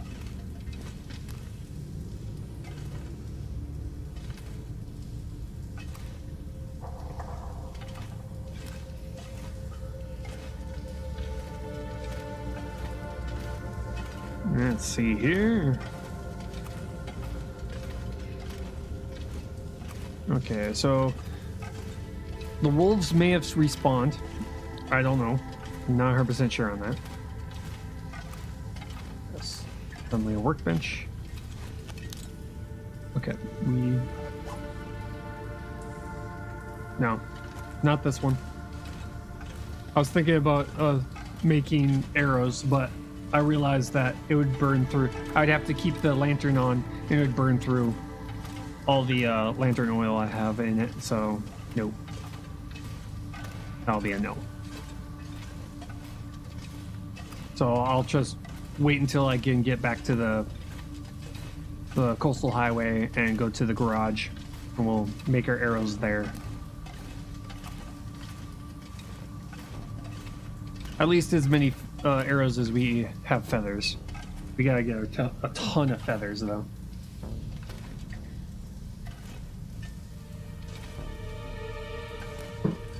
If it's daytime, I don't think you need the lantern. Yeah. When it's daytime, I know that in the cave, maybe. I think the cave, yeah, you need light. But if we can get ourselves the coastal highway, then we won't need one. Okay. It doesn't exactly make sense, but I think that's the case, yeah. Grab that flare. Searched, empty, okay. And that's the cold dark out there. Okay. A leap.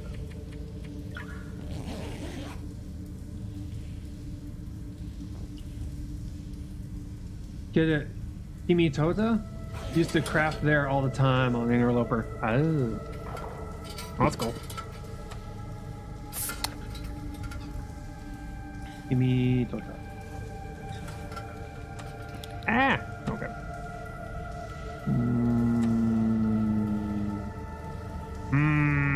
Okay. Yeah, we'll eat that. And then we'll drink some water. I just want to I want to slowly get rid of all of this this food I've gathered up so I can move on to carried around deer venison and fish.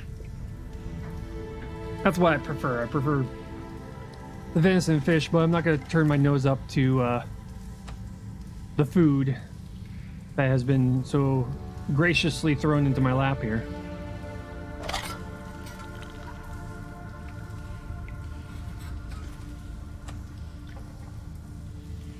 Also, I'm not going to just drop it here. I'd rather drop it in a major location that I can remember.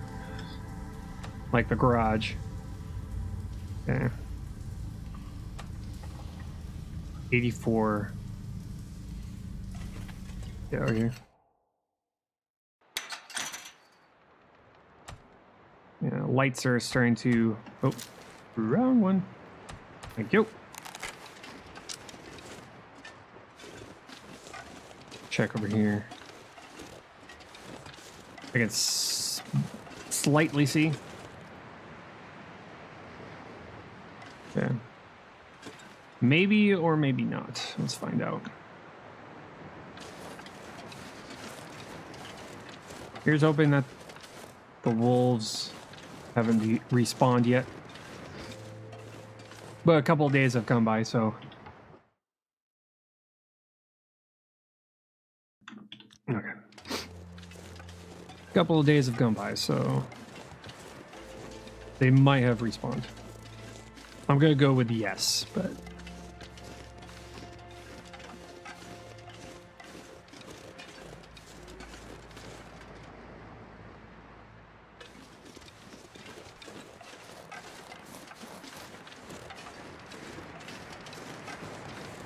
we got a deer carcass.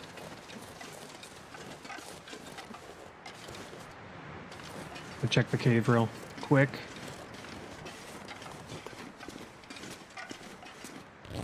Search the backpack.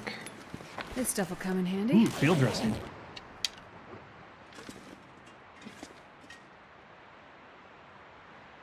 Listening.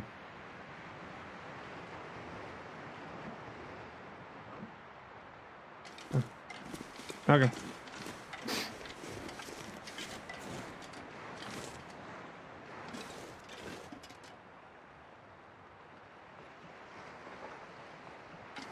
Yeah, sometimes the wolves won't make a sound until they see you. But trees make me nervous in this game. Trees and hills. And this entire area is pretty much nothing but trees and hills.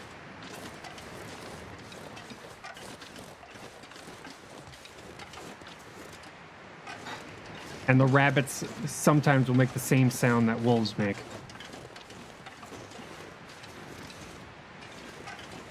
Okay.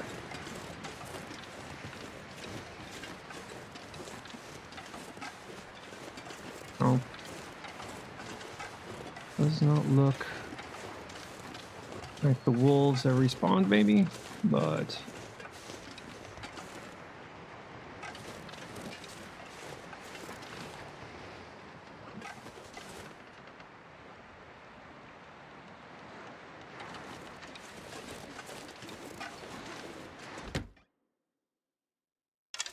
we're good. We're fine. Come down here real quick. Warm up a little bit.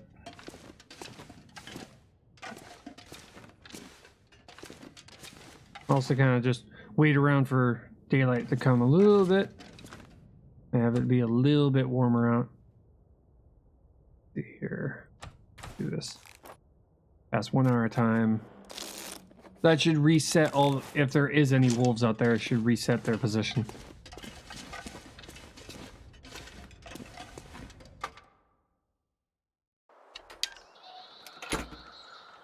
Gets a little bit brighter.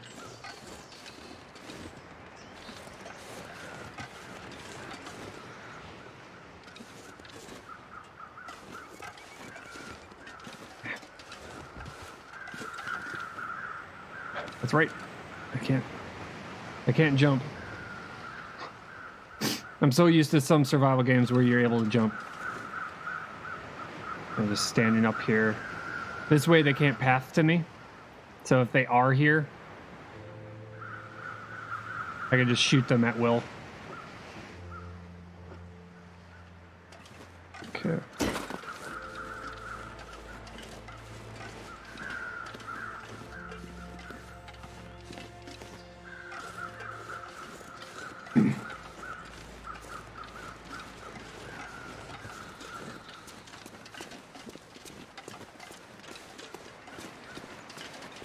I do like the sound mechanic in the game, where if you're listening for them, you can hear them.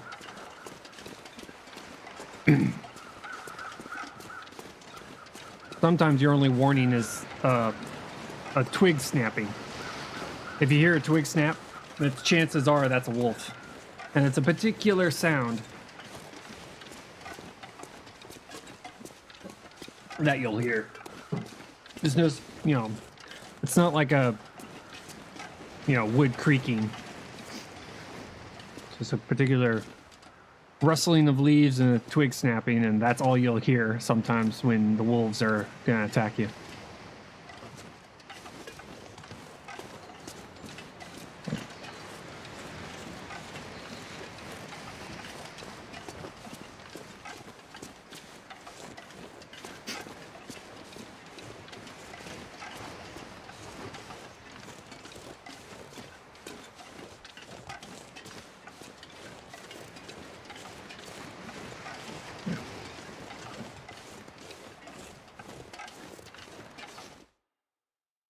So you have to take care of the sounds a lot, right? Yeah, it's the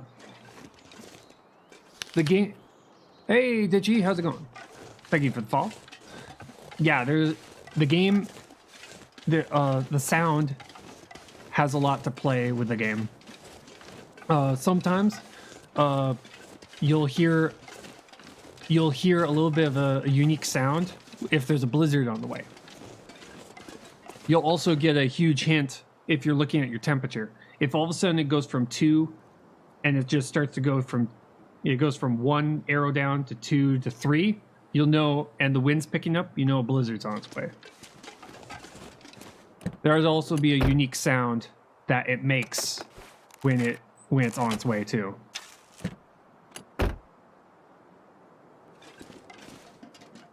Upcase notes, no problem. Most of the people who hang out in this channel are lurkers, so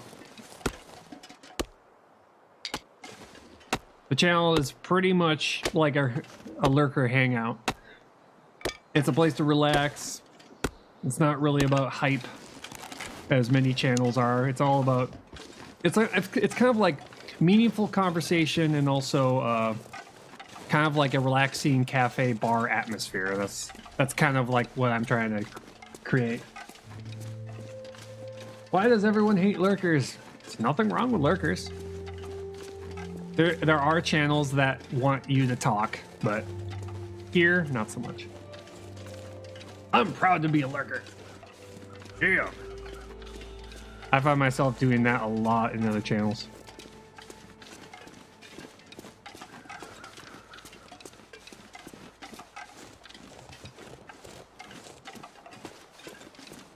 Lurkers are viewers. Yep. Lurkers are viewers. Absolutely.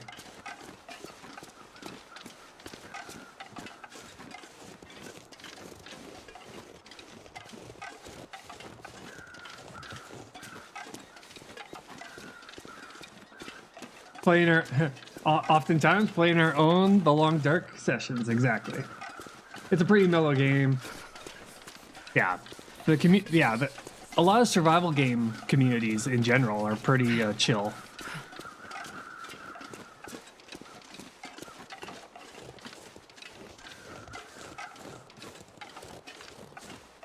Yeah, The Long Dark has pretty much gathered up a lot of people who are fans of the survival game and genre. They did a really, really good job. They really did.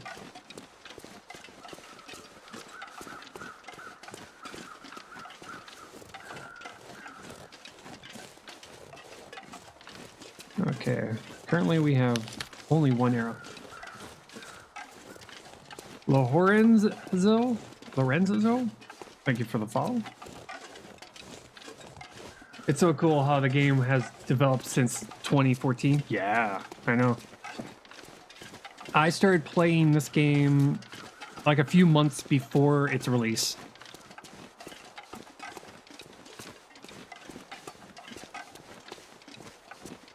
So I got to play it when it was still in early access and been playing it pretty much ever since, on and off, really. I played it for pretty much every single day up until I got to the day 500 achievement. I was just like, I'm going to get that achievement, and I finally did.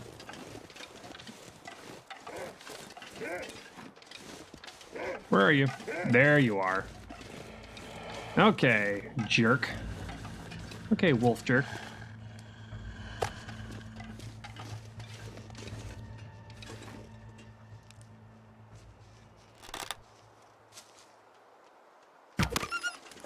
Ah, shit. I missed. Oh, this is why I need multiple arrows.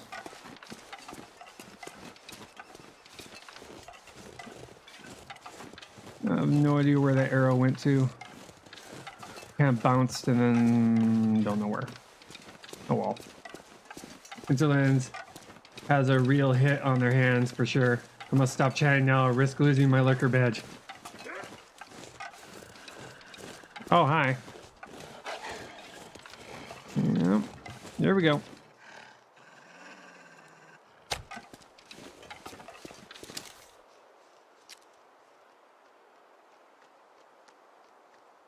Gotcha.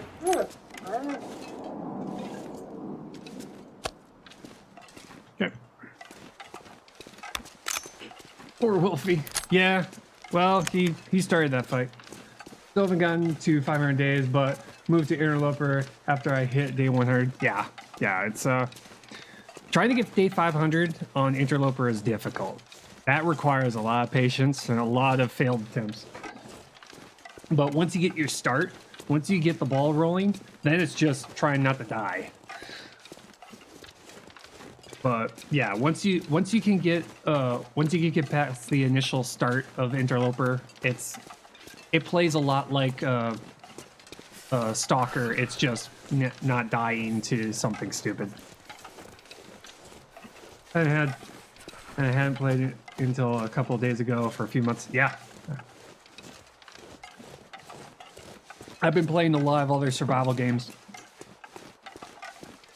while I was waiting for a new update or episode 3. I'm waiting for episode 3. I want episode 3 so badly right now. I want to see where the story goes. I've got 380. I got like about 300 myself. Which is rare. It's rare for me to play a survival game and have that many hours.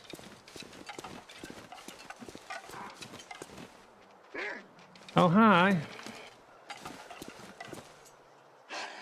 Come on. Come on. This is why bait in this game is so important. Gotcha. Goodness. Made it through another night. I just need now to get myself to a point where I can get arrows so I can use arrows rather than the bullets, because bullets are one-time use.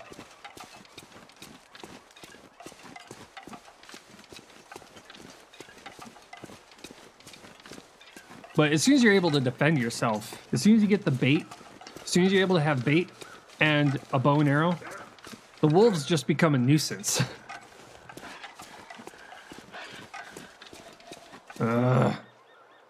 Go away.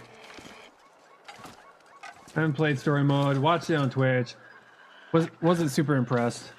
But I'm glad a lot of people seem to like it. Yeah, it's one of those things where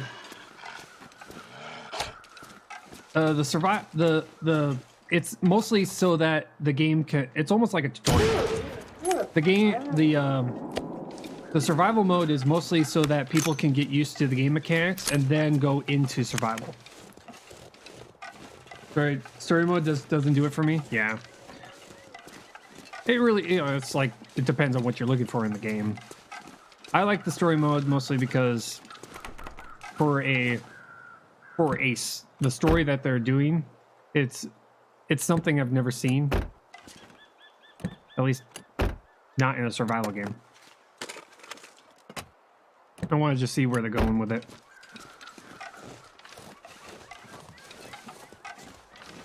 And open hood. Mark all the cars that I've looked through. Okay, let's get in here. We're gonna drop everything we need to have cured.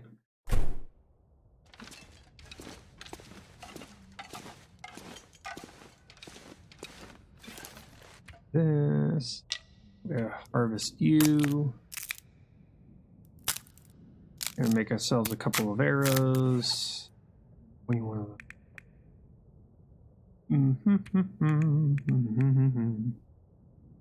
86, which is not bad. Where is the... Oh, there they are. Drop all of you off. Drop you off. Drop all... Yep. Get those curing. Gonna be a while, though. Your name seems familiar. I wouldn't be surprised if he's probably been on Ethereon's channel. A lot of people, Ethereon's been a long dark streamer for a very long time. He's got like a couple thousand hours of gameplay.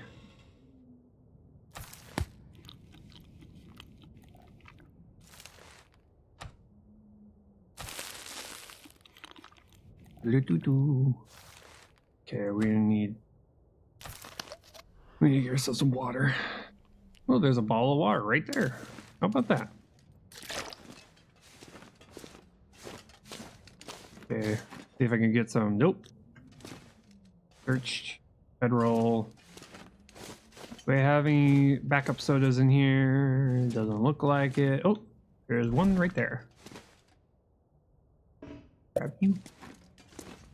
Pineapple peaches, probably no. I kind of leave that all alone here.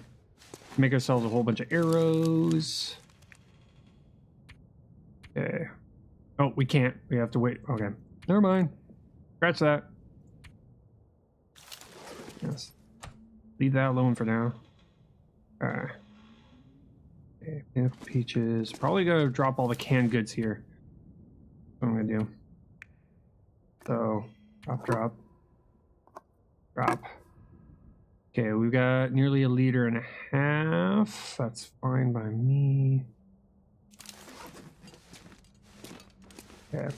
So we need to figure out what to do while we're waiting for these to finish. I'm thinking probably going to go to the other side of... Probably the other side of the open water and check those two cabins over there. Those two houses. Check for supplies in there. See if there's anything of worth over there. Maybe there is, maybe there isn't.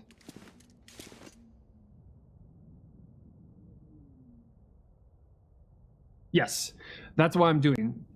There are there's particular major buildings that have these workbenches and a fireplace inside.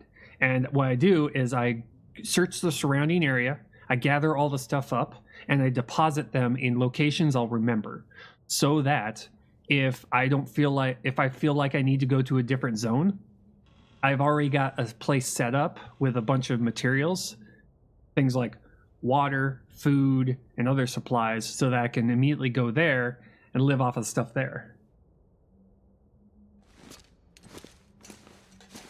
Yeah, looting and setting up, because having a spot where you can run back to if you're at low health and not have to go all the way across the entire world to get to is usually a good way to go. If you're going for long term, you have multiples of those things set up in one zone. Like Pleasant Valley. In Pleasant Valley, when I was doing my 5 hour a day run, I would have an indoor location, so the farmhouse, and then I would have a cave that was nearby, so that if I get cabin fever, I can go to there and survive there for a couple of days until my cabin fever goes away, and then I go right back to the farmhouse. Is it no good for me? I've died there so many times. Yeah. The downside to this particular the garage is that it's surrounded by wolves, and if you don't have the means to defend yourself against the wolves, this is probably a spot that will get you stuck inside and then die because you can't leave. But we've got a gun with a whole bunch of bullets and eventually a bow and arrow, and we've got one thing of bait. So with the bait and the gun, they just become an annoyance until we run out of bullets, which I try to avoid not using my bullets as much as possible. But there are just certain times where you just need to get back and drop your stuff off that you just kind of just say, okay, whatever, shoot a bullet.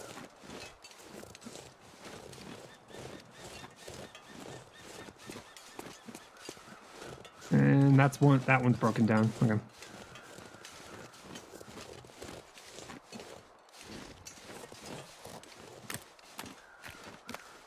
I've died in a place where apparently wolves can enter. Oh. Even with defenses, I've had a wolf spawn right next to me when I walked out the door. Yeah, they like to path fairly close to the house.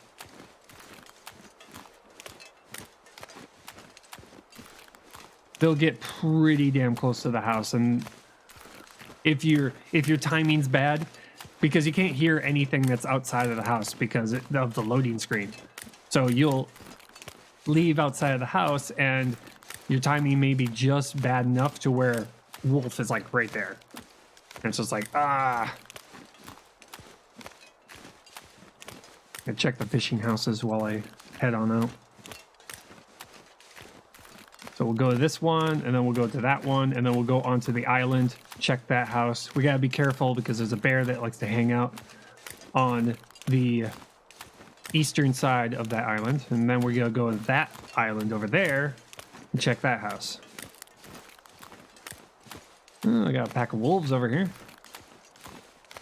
We're not carrying anything smelly, so they should just leave us alone. Should.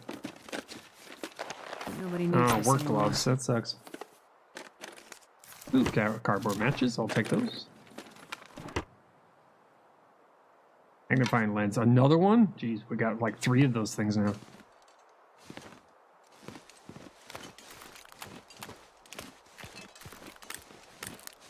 $80% or more? Yeah, that sounds about right. That's pretty much That's pretty much a bear on stalker.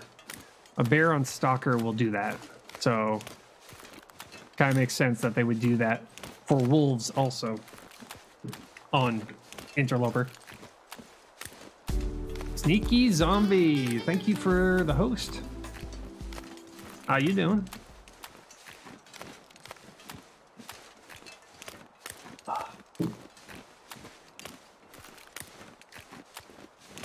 If you're not 100%, you can die easily from one. Yeah. Yeah, that's why I kind of avoid bears unless I'm at full health. Doing good. Enjoying the new content. Enjoying the new changes to the Long Dark. Currently, right now, we're just kind of still getting ourselves set up. Ooh, another bullet. So that we can go to the new zone.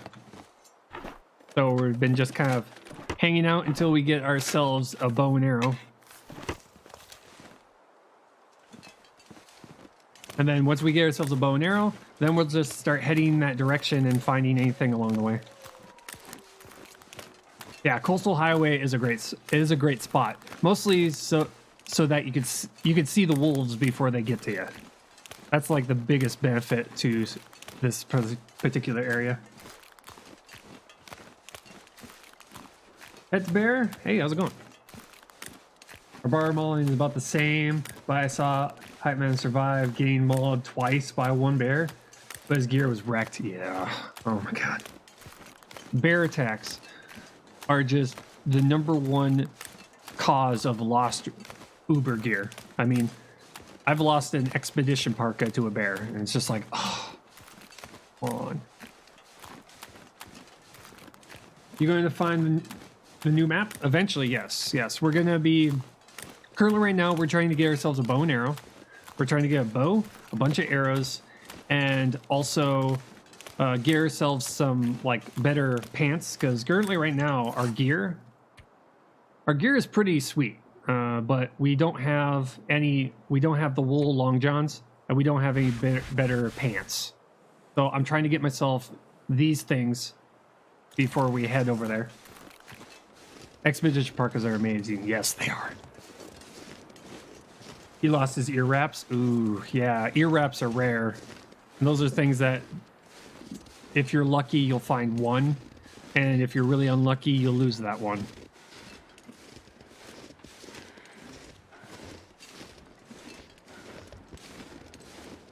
And it's something that you don't... It doesn't give you much warmth, but 1% warmth is better than nothing. 1 degree, I mean. Yeah, losing that is... It's heart-wrenching when it happens. You're like, no.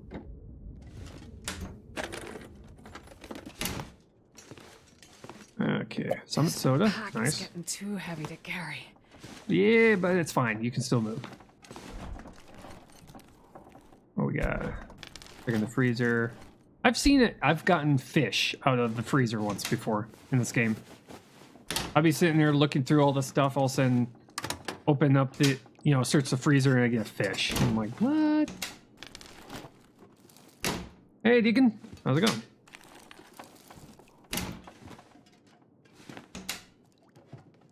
They are a rare spawn on Interloper. They're one of 2 accessories in the game. Yeah. It's, and once you find one, it doesn't take much to get them destroyed. I mean, even from 100%, you can have it completely shredded at 0% just from one attack. So having that thing at 100% and not getting attacked, most importantly.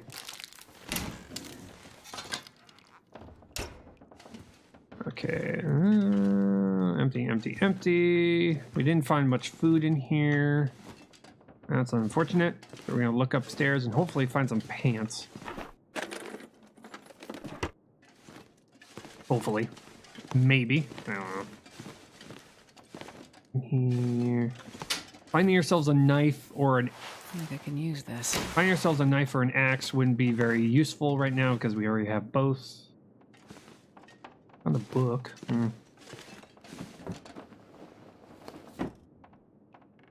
You gotta fight naked like a true Nord. I think that only works in Skyrim.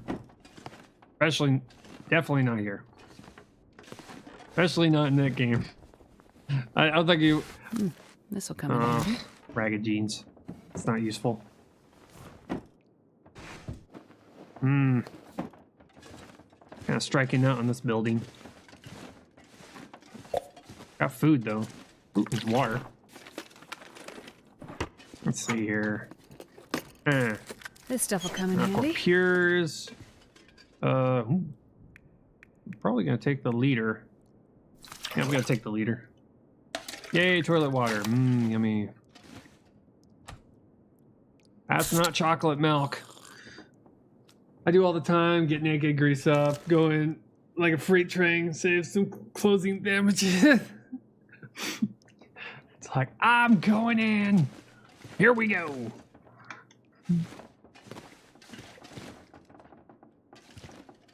That's one way to do it. Toilet water, yummy, yum, yum, yum, yum, yum. Okay. So we got nearly 3 liters of water right now. We can still move, so it's fine. As soon as we get to a point where like a full-on crawl, then they start dropping things. Okay. Go check the other building. Hopefully we'll find some better pants. Currently right now we're warm enough to where it doesn't really matter, but I like to have overkill when it comes to the warmth factor in this game. Because chances are there'll be some times where we have to risk going through a blizzard, and I want to last as long as possible.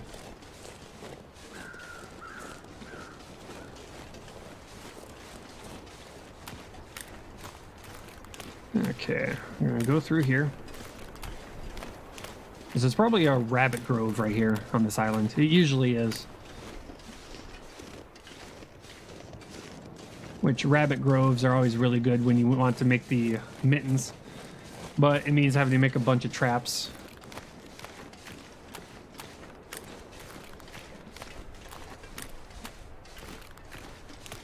Which traps are only useful if you plan on being in one location for a while. It's not something you want to be carrying around with you if you're going to be doing nomad style.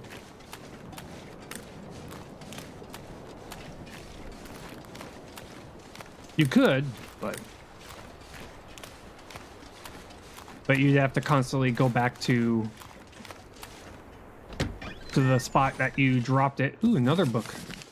Those things are rare. Got more hooks. Hope nobody needs More this cardboard anymore. matches. Okay. Subbit soda. And nothing else. Okay, let's get ourselves out to this house, and hopefully we're gonna get some. I'll take snow pants. I will take combat pants. I'll take wool. I'll take wool undergarments. The good old Captain Hook. You don't use rocks? No.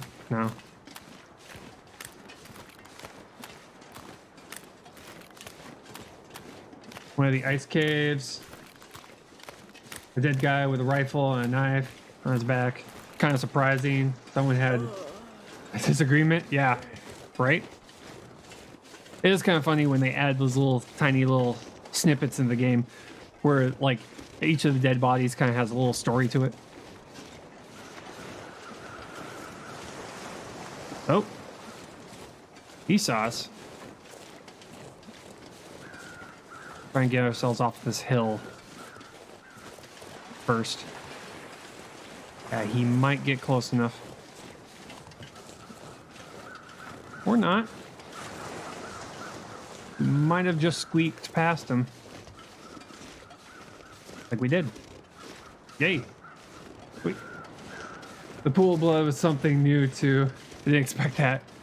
Yeah, I've seen guys who were like in the cave, who were like in like a cave, and they had like a bottle of meds on them, and it's like, oh, he kind of crawled into this cave and died because he probably had gotten injured or something.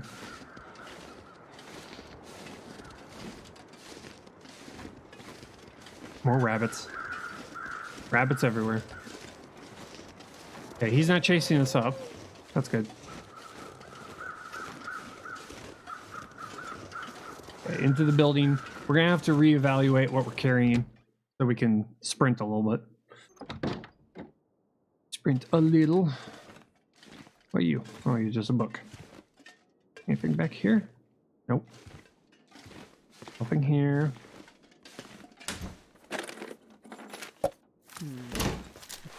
Okay. Got cloth. Probably should do some repairing on my gear. Just to make sure. Okay. Check the freezer. Nope. No ice cream. No food. Nothing here. Nothing here. Nothing here. Oh man, are we gonna strike out on this building? Please no. Give me something. If you crouch, you can get really close to the wolves and bears. I like the new cooking mechanic. I do like it. It makes you have to think a little bit more rather than just seeing a progress bar. Also helps with the immersion factor a little bit. Okay. Let's see here. Okay, we like found a candy bar. Great, lovely.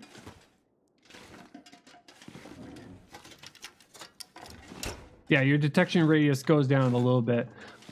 You know, the only problem that I've had with crouching around a lot is that if you do get detected, if you misjudge your distance and you do get detected, the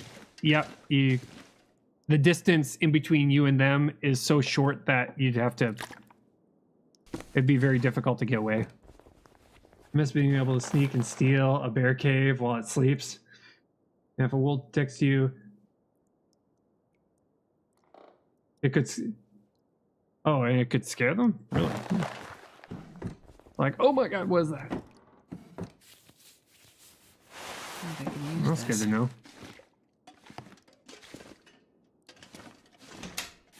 Yeah, I like the immersion component of the new cooking. It was too abstract before. Watching steaks sizzle is nice. Yeah, it is really nice. It also makes it to where, the risk of accidentally burning is there. This will come in handy. Which makes a lot of sense. If you're not paying attention, it should burn. Okay, yeah, this whole building kind of was a little nope. Didn't find anything really. That sucks. I was hoping for something a little bit better, but oh well. There's a body over here.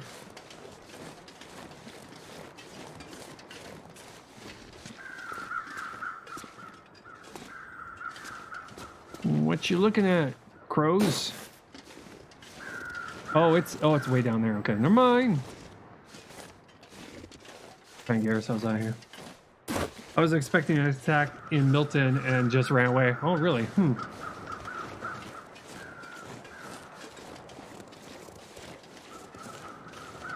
Yeah, sometimes the wolves will just get scared for no reason. Sometimes. Other times, I feel like if you're wearing the bear coat, if you make the bear hide coat, certain wolves will get scared. Others won't, but certain ones will get scared when they see you. But it's kind of a roll of the dice, really. Because I think it's like I think they added like a bear scent onto the bear skin if you're wearing it. Sometimes I kind of feel like they should do that with the wolf hide coat, but because, if you smell like them, then they'll just leave you alone, but it doesn't exactly work that way, unfortunately. Okay.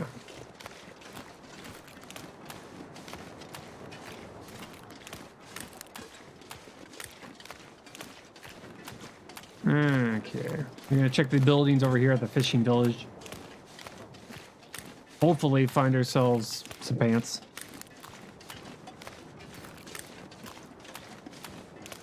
If not, we'll just... I think we'll probably go head back over to... probably go and head back to... Pleasant Valley. Start heading towards Milton. So we can find the entrance to this new zone. At least find it, so we know where we're going.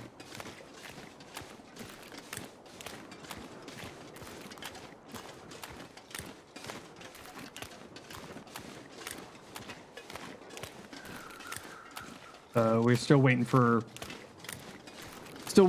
the saplings to cure. So that's really all we're waiting on right now. We're just spending time trying to get that to finish, which I'll probably like crank out a couple of days to kind of speed it up, live off of fish for a while.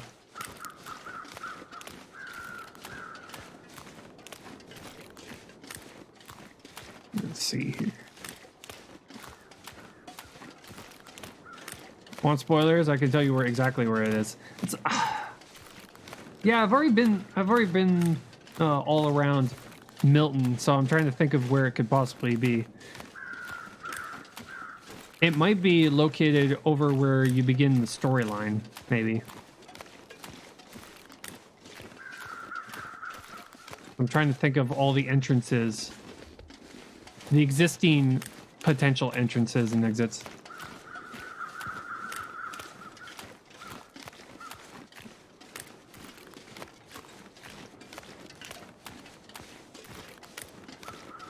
Check over here. And we'll check those buildings.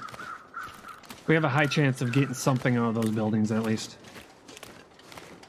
Cabins are usually pretty good at dropping clothing, but anything that's useful to us, I don't know. It's between the trailer and the Bear Bridge. Oh, yeah. Okay. Okay, now I get... Yeah, I see it now. Yeah. It's somewhat near... Yeah, it's somewhat near the... where you start in the storyline. Close, but... probably over where those waterfalls are. Or it's a rope. It's probably a rope. It's either a rope or a cave. That's usually how they mark locations for new zones.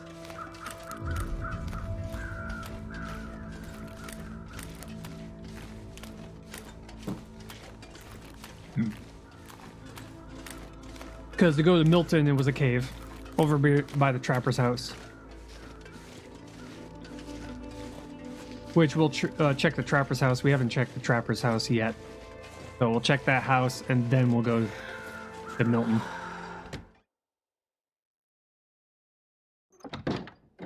Come on, pants. And sardines. Nope, not that. There we go. Back here. Nuts and stuff. Got my nuts. I got these nuts.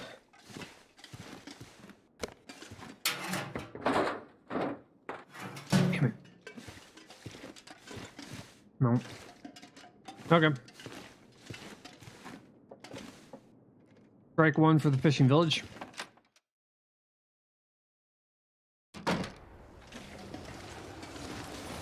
Okay, so yeah, that location for the news, the entrance to the new zone is actually not that very difficult to get to then.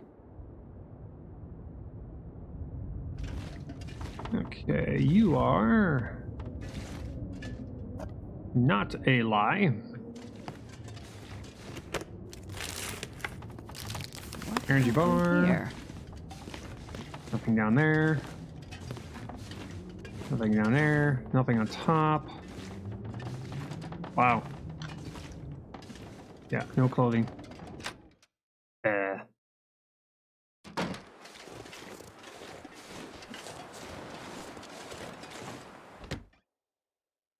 Doesn't seem to be a lot in these things. Oh, here we got something.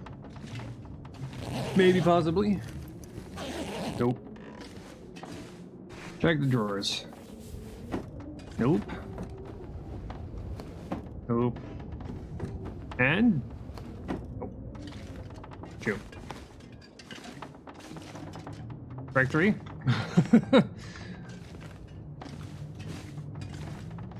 Back in the crates here.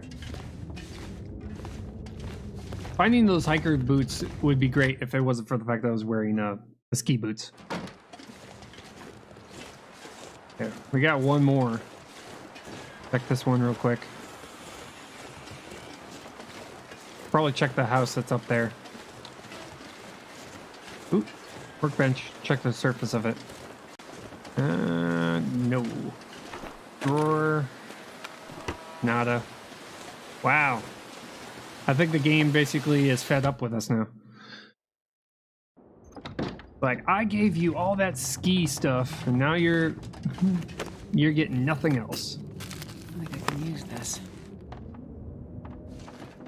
Heck, they gave us 2 at the beginning of our playthrough. They gave us 2 combat coats. So.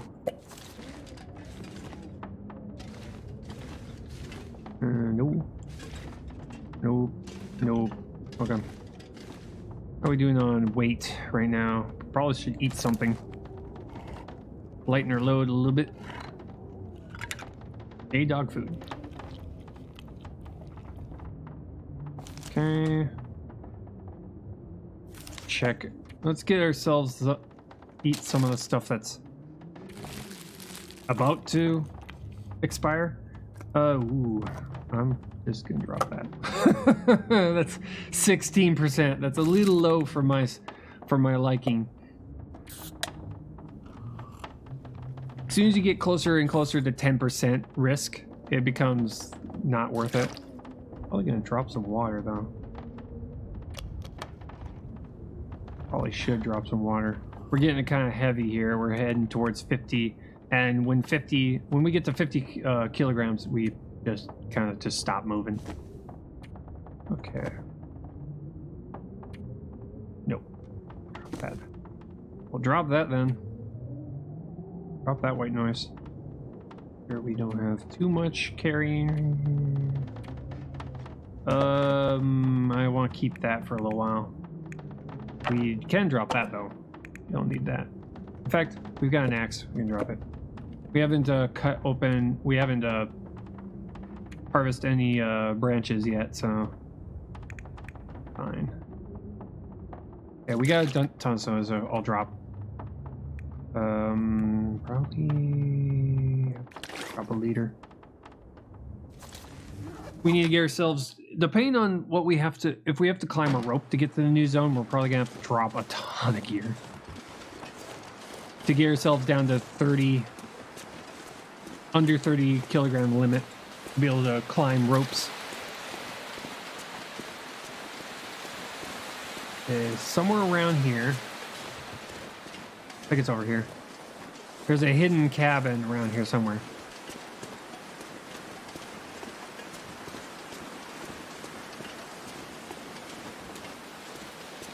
I think it's up here. I'm trying to go off of memory here. I've explored pretty much all of the current zones before the update, so trying to go off of memory.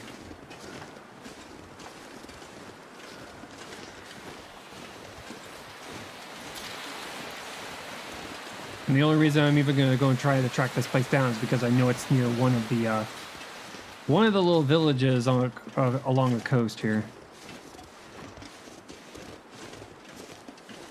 I think it might be over here.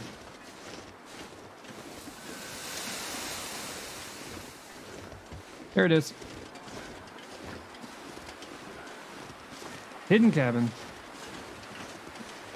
There's another one over there too, in the corner, near one of the entrances that goes to Mystery Lake.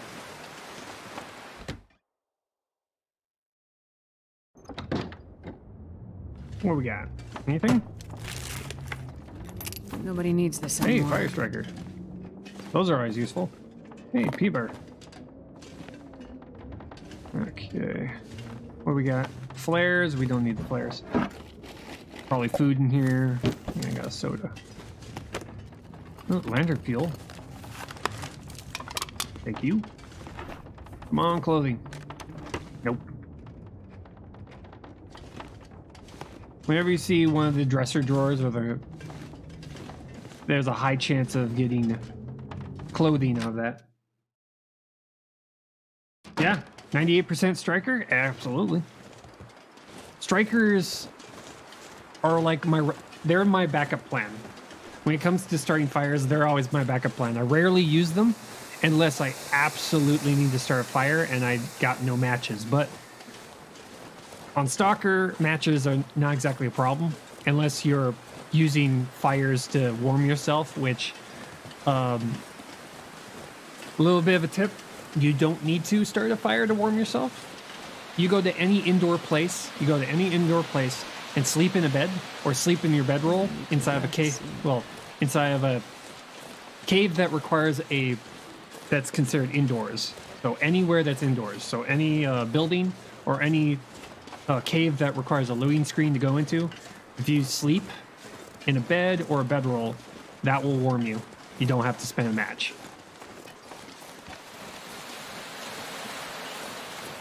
Matches should only be used on getting water or making food. Or in emergency situations. You can kind of skirt your way around having to use matches if you know what to do.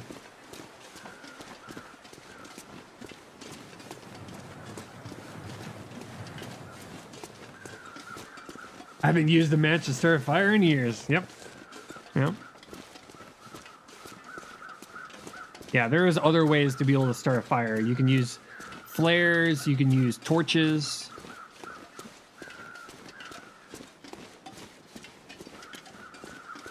You can use magnifying glasses, the fire strikers.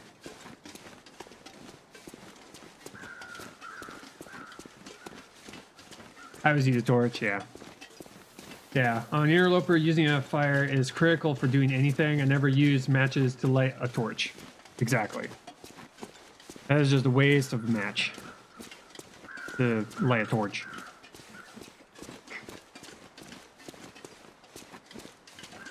That's why if I'm going to use a match, it's usually to make it's either to make water or a ton of water or to cook a lot of food.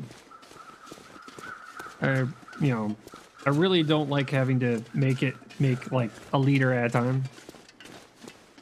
Especially if I'm going to sit in a location for a long time. If I'm going to sit in a location for a long time and I'm going for distance rather than just exploring, which is what I'm doing. I'm just exploring. That's why I've been kind of using matches left and right, because I know I'm not going to get through all the matches I currently have. But if I'm going to be going for distance, if I'm going to be going for cranking out as many days as I can, then I'll be a little bit more conservative with my matches. I'll take it. You get matches.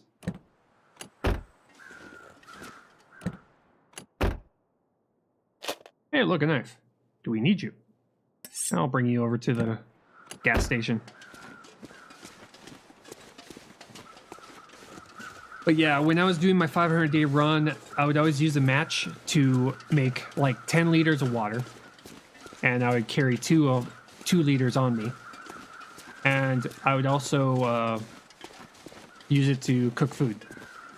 If I cook food and there's still life left in the fire, I'll drop some more wood on it and then make a whole bunch of water. So there will be times where I'd have like 20 liters of water at my current hold up.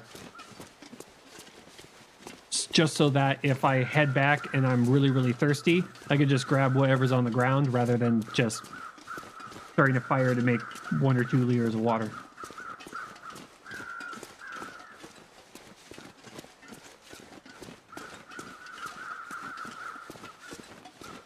It's all about being as efficient as possible when you're going for getting as many days as you can. Even more so when you're going to go past 500 days.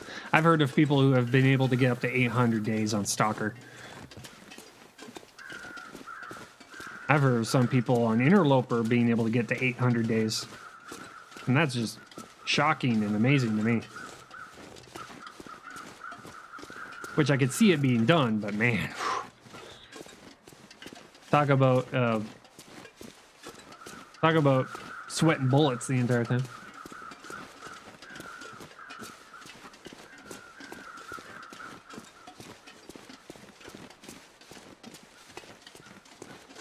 Okay. Get ourselves back to the garage.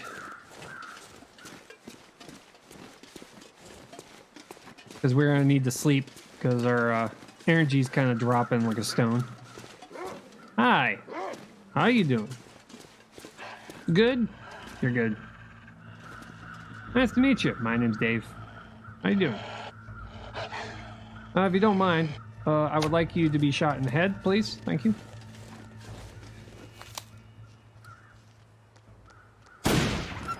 Oh, that scared him. Whatever.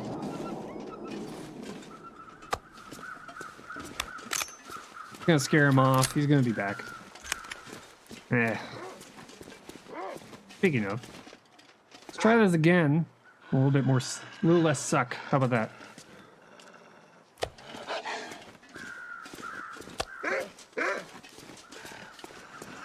Okay.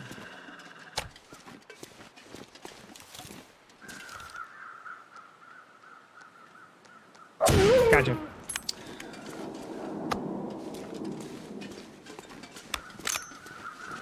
I always play Interloper, but since the last patch, I've been stealing my arrows. I went back to Stalker for a few games. I can walk around outside forever in Stalker. Yes, I know. It's a huge difference. Weather type. How cold the weather is on Interloper is shocking to a lot of people. If you're not used to all the tricks to try and keep yourself warm, most people who play Stalker usually freeze to death. They lose a ton of health because they are dealing with hypothermia. Has that gunshot echo always been there? At least for me, yeah. The gunshot echo has pretty much been around as long as I've been playing. It's new? A little bit, yeah.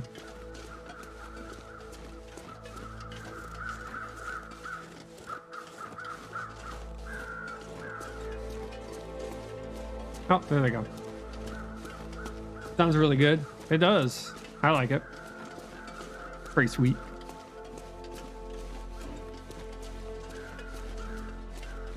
Okay, there's a party of wolves out there. About 5 of them out there. We don't have any scent on us, so they should leave us alone, but if I was carrying anything raw right now, they'd be coming towards me. Maybe they changed it. Maybe they did. They could have. There's a lot of things that they added to the game that wasn't there. Small little tiny things too, like environmental things, bodies where there wasn't bodies before. A couple of extra computers. There's some open laptops in locations which are obviously for the hidden messages for the Aurora. We have yet to be in a location where we could find a computer and the Aurora is happening. The last time we had an Aurora, we were still in the boat, and there's no computers on the boat, so it's kind of like, eh.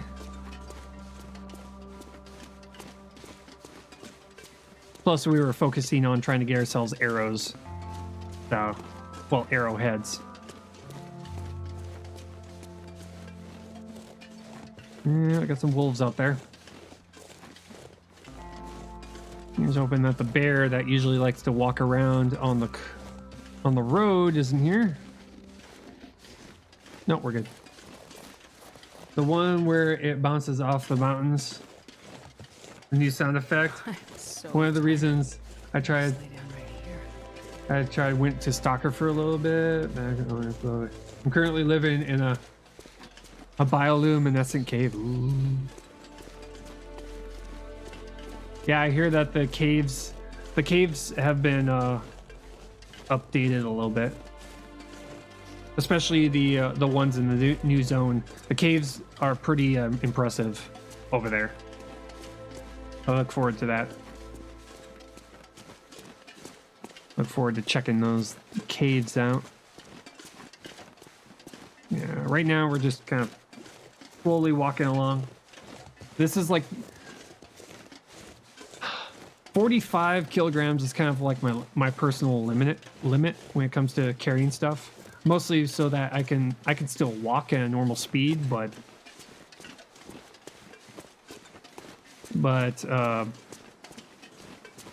being under 40 means I can still sprint a little bit, not much, not for very long, but a little bit.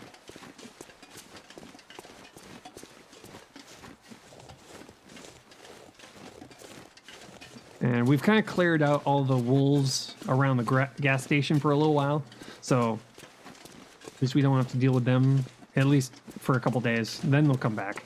They always come back.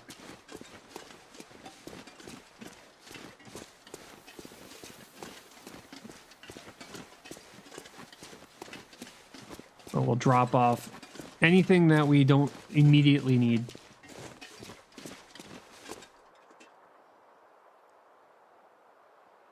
Okay. Just wind. I heard something like that sounded like heavy breathing, like a wolf running towards you. I was like, wait, what? So I was trying to listen and figure out which direction it was coming from. Because there is directional sound in this game. That's why when you hear the wolves howl, I will stop and listen and figure out which direction it's coming from. That's the benefit of them howling, because then I know how close they are and which direction they are.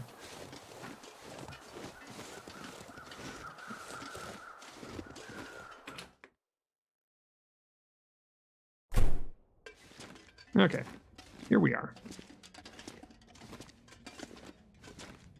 Have I accidentally eaten raw meat? When I first started playing, yes. I've gotten food poisoning. In fact, I did. When I first started playing, there was a guy named Michael Batman who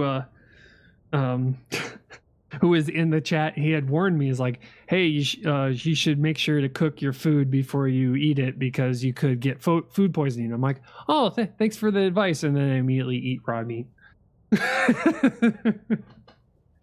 He's like, what did I just say? I'm like, sorry, I wasn't paying attention. Sorry.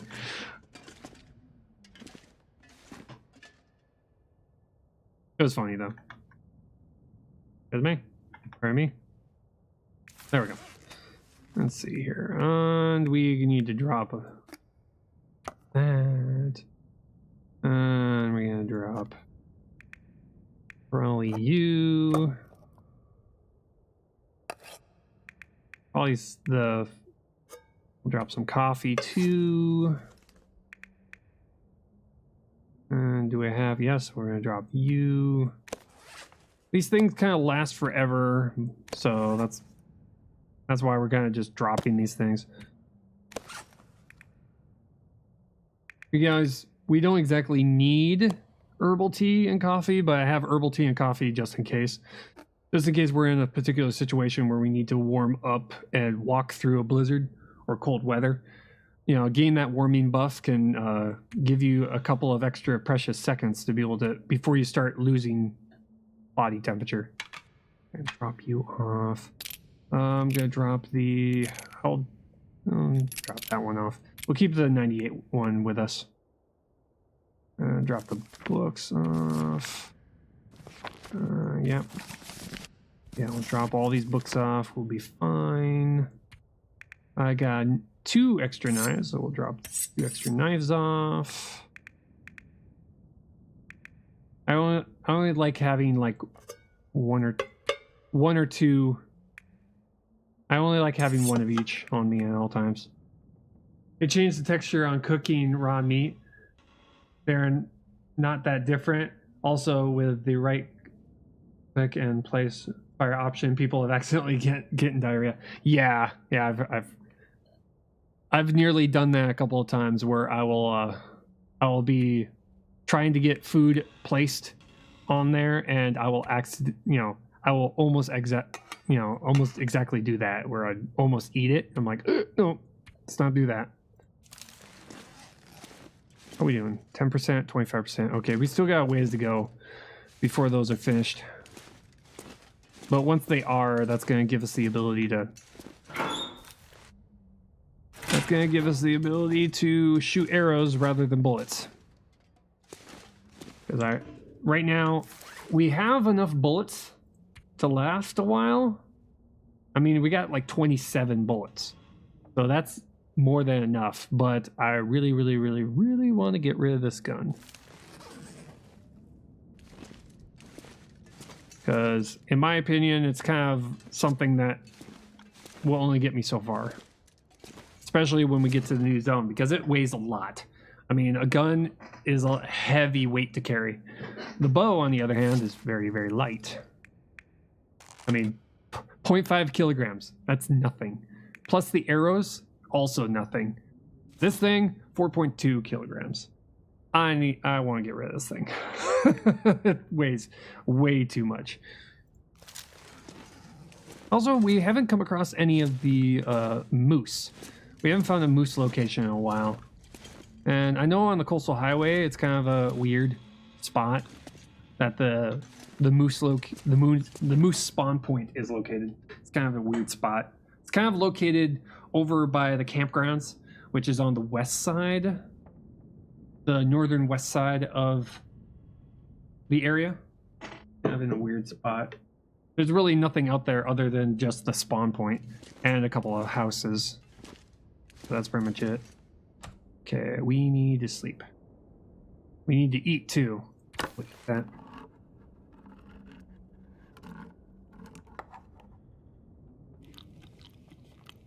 The only thing that's worse than getting food poisoning in this game is getting dysentery. Dysentery sucks. That's something you can easily accidentally do in this game if you're not too careful. I ate raw meat twice. Had 75 chance for parasites both times. I was fine. Level 5 cooking, I was convinced I would never get it. But then I saw... Yeah, once you get up to rank 5, rank 5 cooking is just beast mode. It's awesome. You don't have to worry about much of anything. As soon as you get rank 5 cooking, you can pretty much eat any food for that matter, and with no risk to yourself.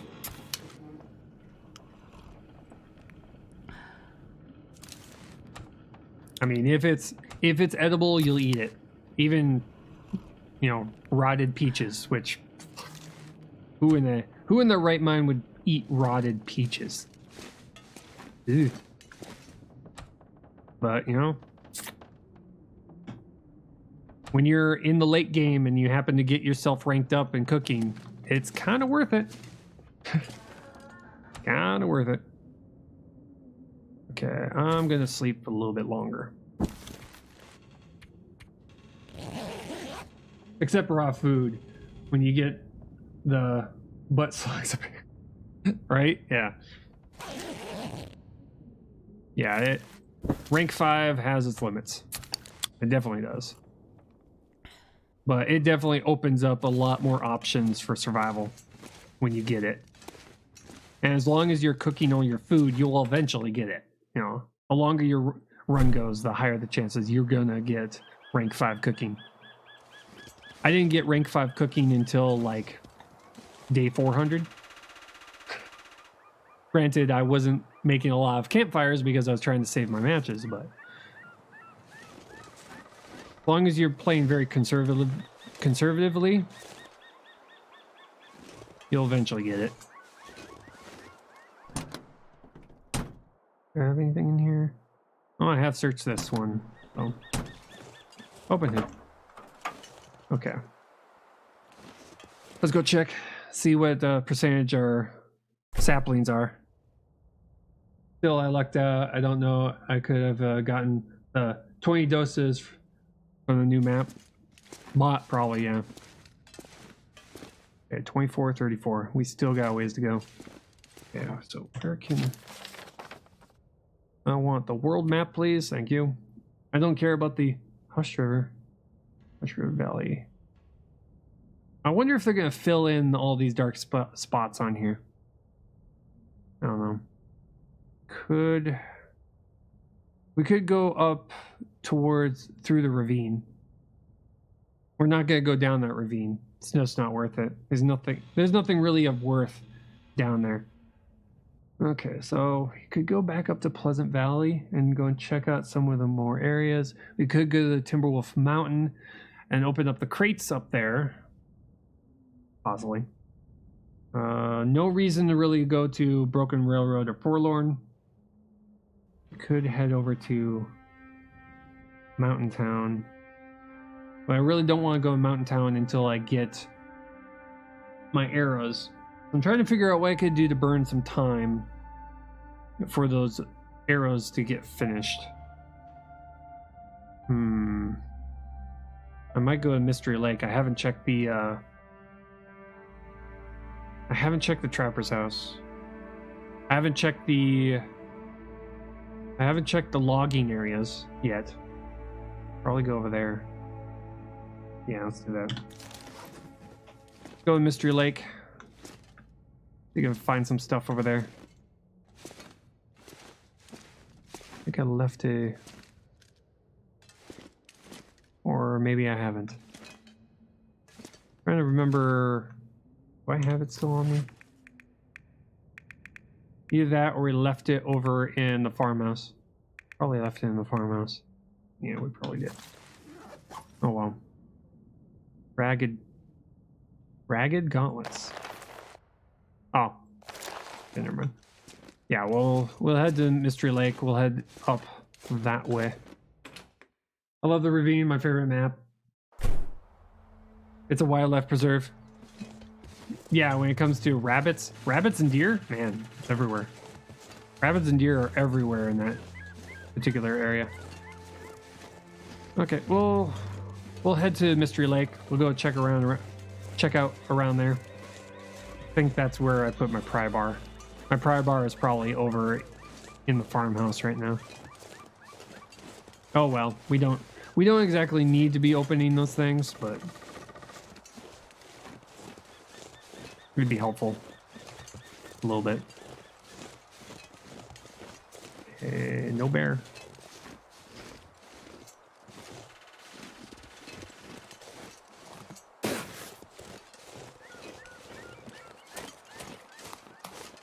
Okay.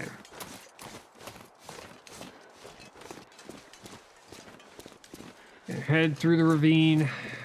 There's a couple of places that have got some gear there, but not much. We kind of went straight. We kind of spent a little bit of time in Mystery Lake. That's where we started our run. I always start in Mystery Lake if I'm able to choose.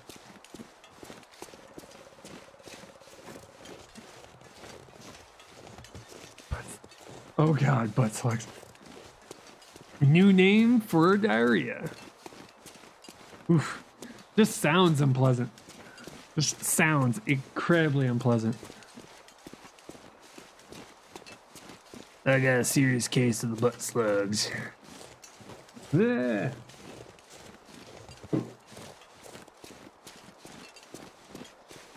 The flare gun is pretty valuable on Interloper. Yeah. There's like a couple of places here you can find it. Some easier than others.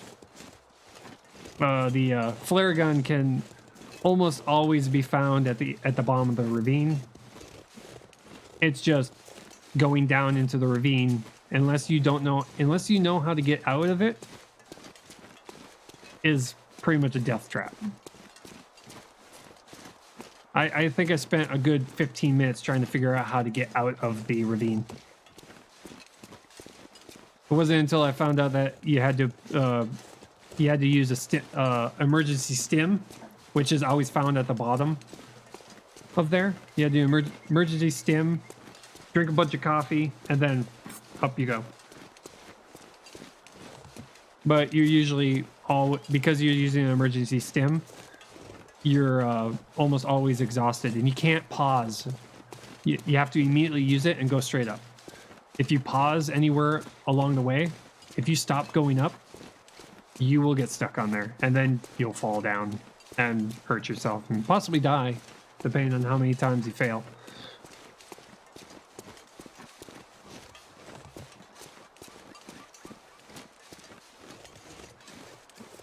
Yeah, because without coffee and the emergency stims, you're just going to run out of energy near the top. And then you'll try to go up, and then you'll keep slipping. And then once you slip, I think once or twice, then you fall to your death. Or if you're low enough on the rope, you'll just get extremely wounded.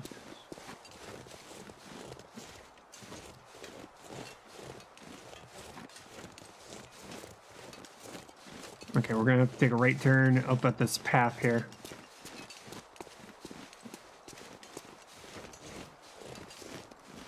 How do I know this? I've done it. Chances are, if it's a mistake you can make in this game, I've probably made it. You know, forgetting to fill up on water, I've done it. Forgetting to rain out food and be too far away from anything. What do you know? Looks like I survived another night. I've done it. Forgot to repair your clothing and had something really cool piece of equipment get destroyed. I've done it. There's a lot of things that I've learned the hard way.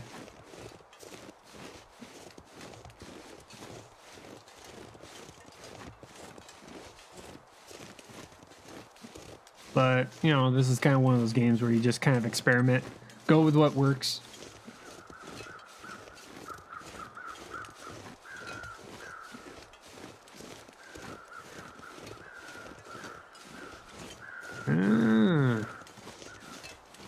I think we just got past the sunrise. How are we doing on temperature? Fine. We're doing great on temperature. Okay. So there's a sound file in the game, but it's not used. It's a song. It's a song. Signs about diarrhea. It's pretty funny. Wish they sings about diarrhea. Wish they'd implement. Yeah, that would be funny. If Will gets diarrhea, he starts singing it. Oof.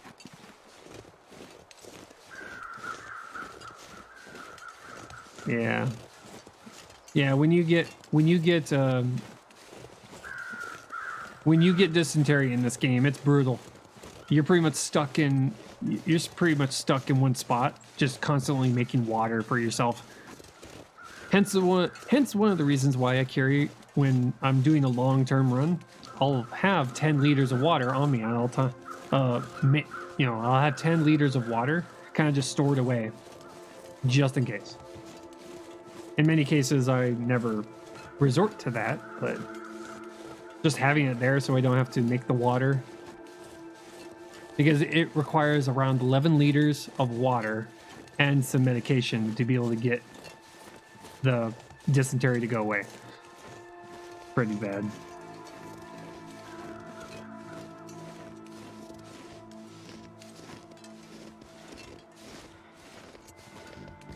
Yeah, food poisoning is not that bad, at least on Stalker. It's pretty bad on Interloper, but not so bad on Stalker. It just,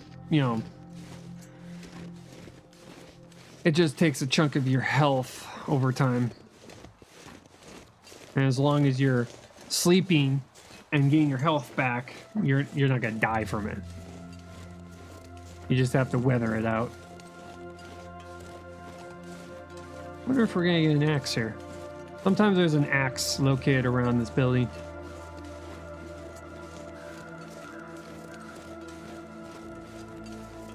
Nope. Looks like no axe this time. Checking doors. Check these building. What you got? I think I can Bandage. I'll take a bandage. Ooh, more lantern fuel. Good. Nope. Okay, nothing on the bed. Oh, look. More peanut butter. More of the peanuts and the butters. Wait. Nothing in there. Not gonna be able to Turkey. carry this load for much longer. More flares.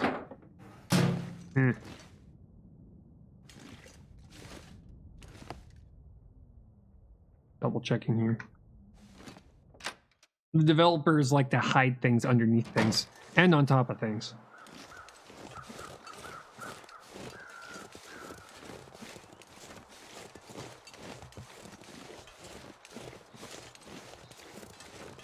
I haven't gotten any sprained ankles or wrists yet. Knock on wood.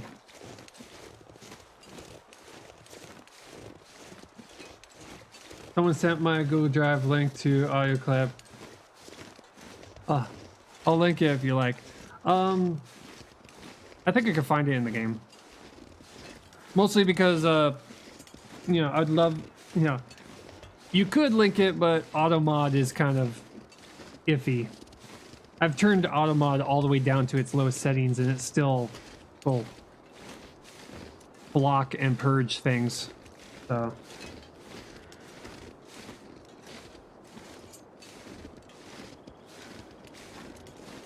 Twitch announced via phones. Yeah, they've changed the app to where you're allowed to sub from a phone, which is nice.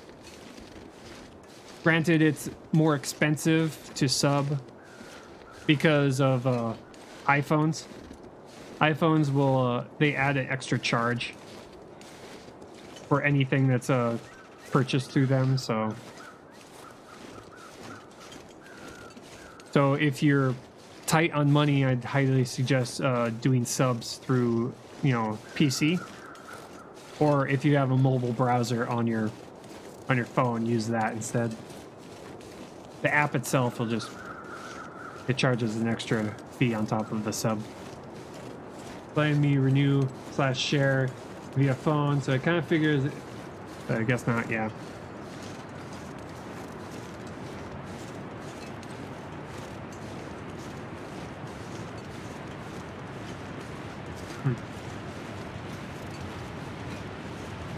Okay, nothing's up here. Sometimes I'll get like a wolf that will appear up here, but this time is a no, which is great.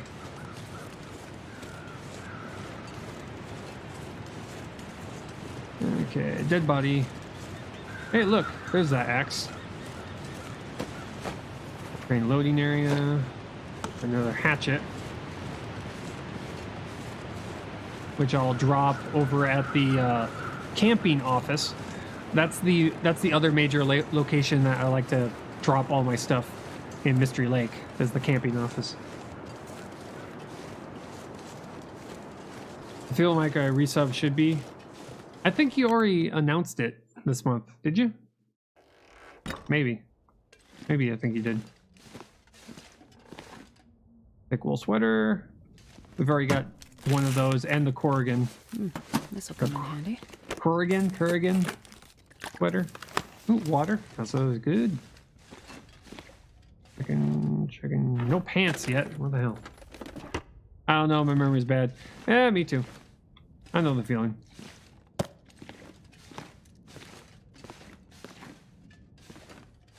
Okay.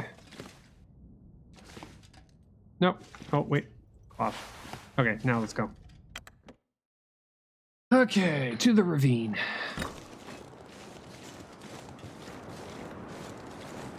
Follow the railroad. This will get us back to Mystery Lake. We just need to get ourselves to...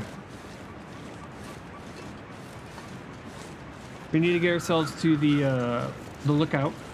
The one that's not broken. Check that place. Sometimes there's something good up there, other times no. We're gonna check the logging site. Hopefully find something worthwhile. If we're really lucky, we'll find the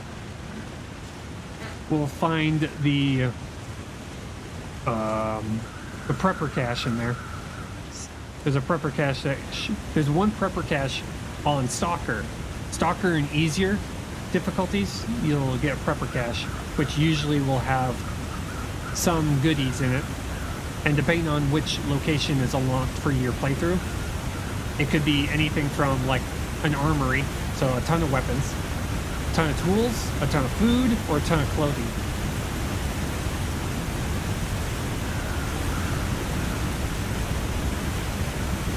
If we find the clothing one, that would be awesome. But the last time we did a full playthrough of this game, we found the food one. We found a ton of food. But it was near the end of our playthrough of our 500 days, so we didn't exactly need it. So we kind of just said, oh, cool, we found it. And then we just kind of left all the food there. Watching this makes me feel cooler at work. Yeah. The feeling of winter. Know that feeling. Yeah. Yeah, it's been getting pretty hot over here also. Gotten up to like 90 degrees at times. Which, you know, for me, that's hot.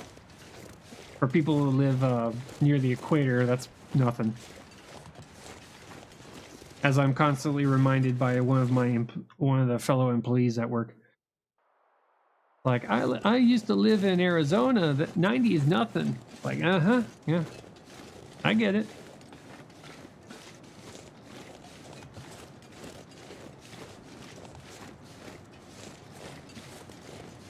Where it's like 120 degrees over in Nevada, Las Vegas area. I swear, people who live in those areas, they're like literally on fire and they're like, I feel fine. Reach 112. Holy crap. Ugh. I wouldn't want to leave. I would just not want to leave the house ever. Okay. Need to be careful. Not fall off. Whoever designed this area is evil. Absolutely evil. Okay. It was optional to stay an hour longer, but I said nope and went home. Yeah, right? Yeah. This is the other part that's evil. The sound of creaking boards on this thing. Why would you do this? Outside with 95. Ooh. I'll take 120 in Nevada to 90 degrees where the humidity is 80%. Yeah. 80% humidity with 90 degrees. You might as well be in a sauna outdoors. It's pretty brutal.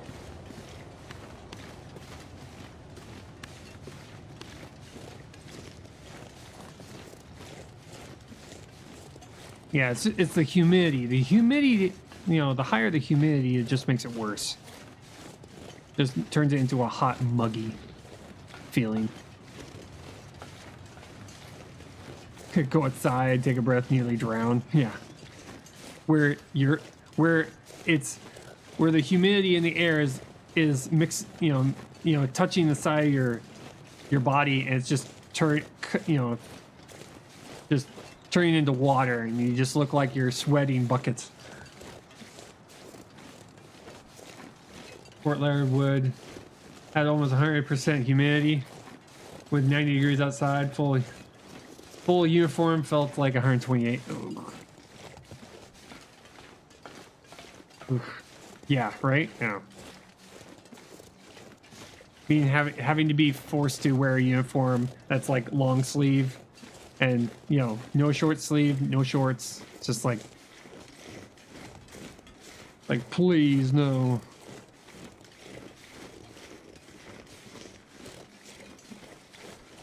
Yeah, still can't sprint.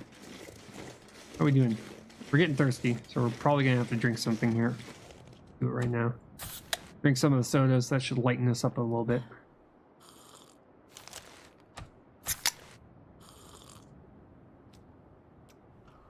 Shirt, uniform, tops, everything. Button up, tucked in. Yeah, it sucked. I bet. There we go. I should have lightened our load a little bit. I live in Minnesota. We have over 10,000 lakes, the humidity can get insane. I used to live in Minnesota, upper part of Minnesota.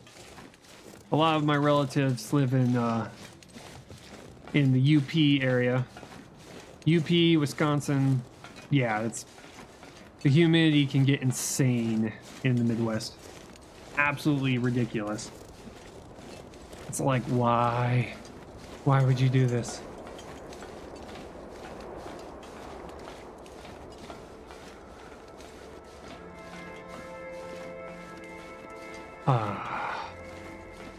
But the good thing is that in Idaho, the worst it gets in humidity is maybe like 40% humidity. I think it rarely gets anywhere near 50%. Basic. Got good snowstorms. They're kind of like lake effect. Yeah, snowstorms in the Midwest are pretty brutal. Tennessee summers are muggy and gross outside.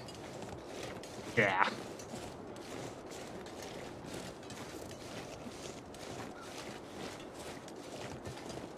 (40 to 64% is okay. Yeah. Yeah. As long as it doesn't get too terribly high. Because humidity is kind of like a multiplier when it comes to temperature. Okay, I'm gonna check this cave. Sometimes there's something in the cave.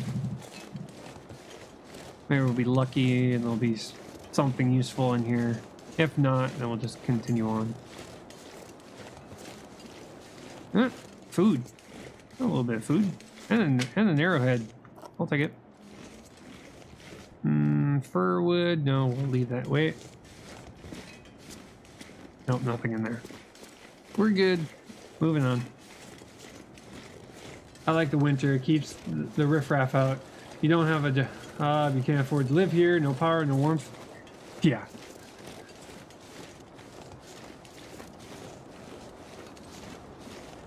Yep.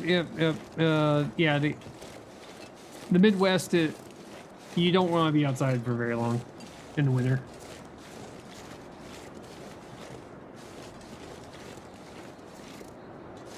Feels like you're sweating more. Yeah, right? Yeah. When the humidity is pretty high, your sweating just makes it worse.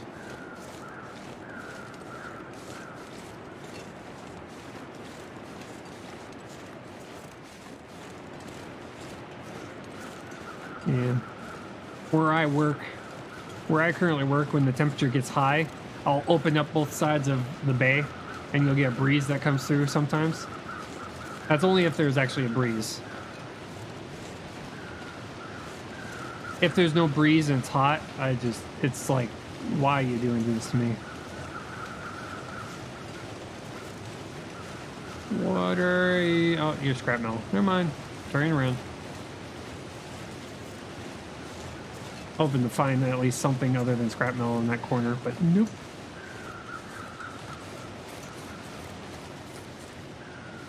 My lunch is almost over, plus my work day. So that's plus yesterday. 74 today. Ooh, that's always good. 74 is like a good, relaxing temperature. That's what I prefer when it comes to temperature. I like 70, in between 70 and 75. That's a good relaxing temperature. Yeah, let's make sure that we don't fall off the log. I really don't want to be stuck down there. Okay, we're good.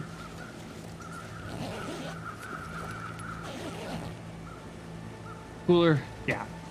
Getting 70 degrees after getting like 112 is like a huge difference. You're like, oh my god, thank you. Is there a deer over there? There might be a dead deer over here. I hear the crows. I should be checking for feathers while I'm here.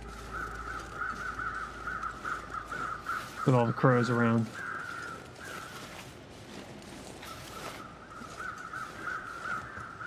We'll be fine.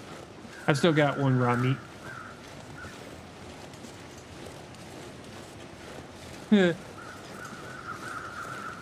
Not here. Yeah, there's no There's no wolves here. They don't spawn in this area. But once we get out of here and we're in front of the dam, then yeah, we're gonna probably get wolves. There's usually at least one wolf that likes to hang out near the entrance to the dam.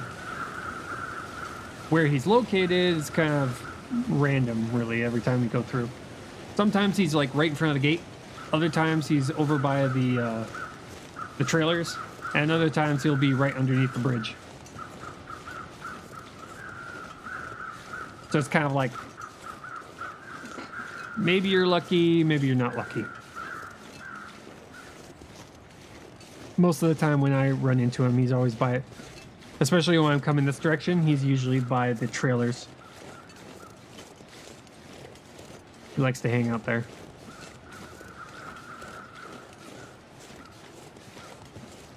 Let's see here. Dun, dun, dun, dun, dun. Go check the train. See if there's anything in there. That wolf is trying to find Fluffy, not knowing that Fluffy is on vacation. She bought timeshare, from what I heard. She's gone. He's looking for her. She's not here. She's gone. Move on.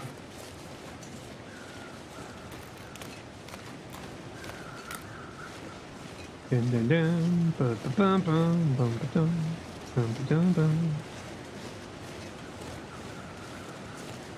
We're gonna try, pretty much gonna be making a giant circle when it comes to these areas, and we're gonna head back to the coastal highway eventually. Just trying to find more supplies to kind of gather up somewhere. And then we'll pick and choose what we want to take with us to the new zone.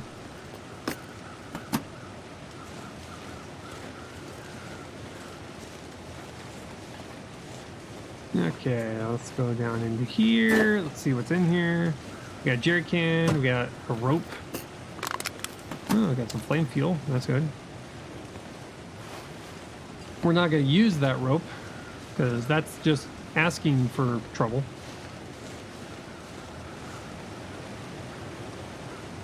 Did you know that Fluffy was a Twitter account, or did Fluffy the damn wolf? Nice. I'm going to enjoy it. Yeah. See you later, Pride. Have a good day at work.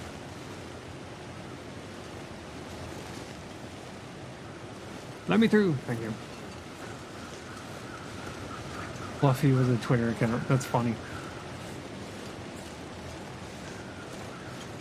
Yeah, I haven't exactly named all the wolves. I haven't named the wolves in these games, mostly because they're all jerks. I just call them jerks, because that's what they are. They just like to come around and ruin your fun.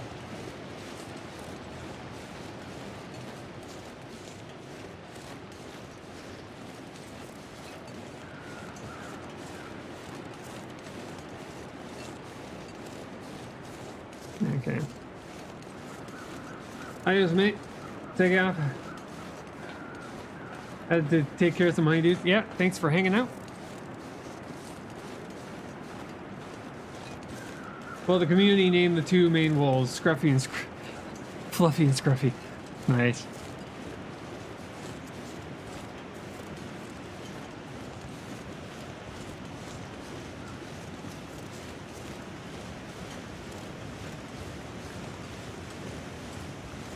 Yeah, the wolves just like to... I'm gonna go up here. I'm gonna check, gonna grab feathers. I'm gonna have to grab a lot of feathers. I mean, I'm gonna have to get 30 feathers for 10 arrows, so... We gotta wait. We got some gathering to do.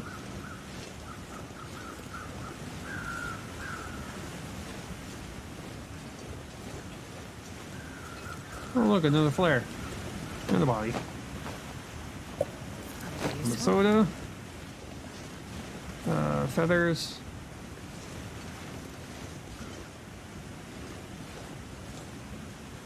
Really? Shoot. Okay, no feathers. There's a flare. I can't saw it. Okay. Whatever. How are we doing? Yeah, we're getting a little hungry. Probably take care of that soon.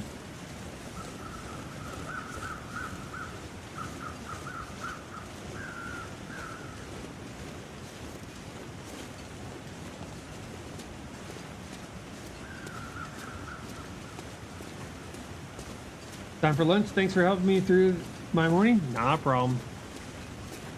Thanks for hanging out.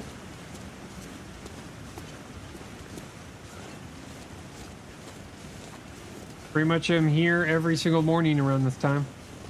I only stream for like 4 hours, so mostly streaming during my free time before I go to work. You know the arrows can disappear. It's a bug with the Vigilant frame update. They haven't fixed it yet. I think it's because the arrow duplication bug fix in the update. I was hoping we'd see a hot fix soon. Yeah. That's good to know.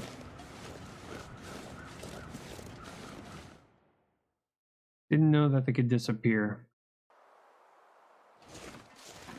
So we'll have to keep an eye on that.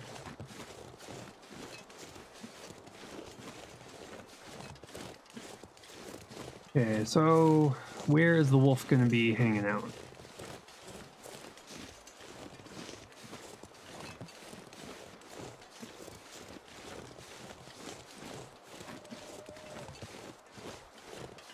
Okay, he's not here, but he is around.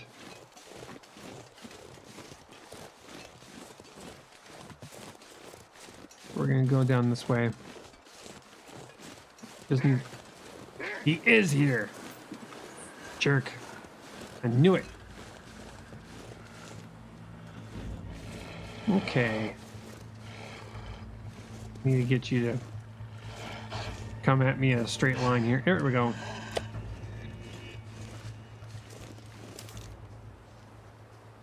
Make sure he doesn't get too close to where he can grab it. Gotcha. Because it doesn't take him long to eat it. All he has to do is get near it and he's just boom and gone.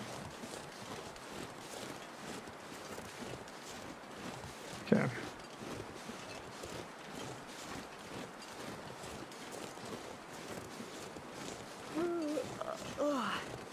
Yeah, headshots would be like the only way to be able to take them out really, really quickly. If you don't, then you'll shoot him on the side and you'll run off and most of the time bleed to death, but other times you'll survive it and then you'll come back. And you have to waste 2 bullets rather than 1.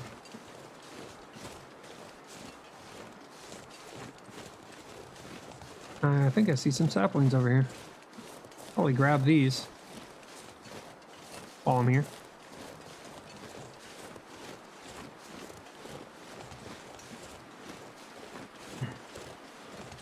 Yep, they're the birch saplings. I like the birch saplings. We need to get ourselves to up to the lookout tower, the ranger tower, and check up there. We're gonna go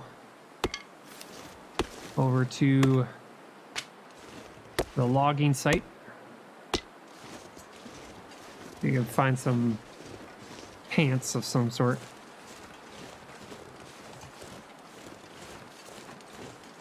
I'd very much like to get myself some pants because once we go into the new zone, we're not going to find any kind of gear like that.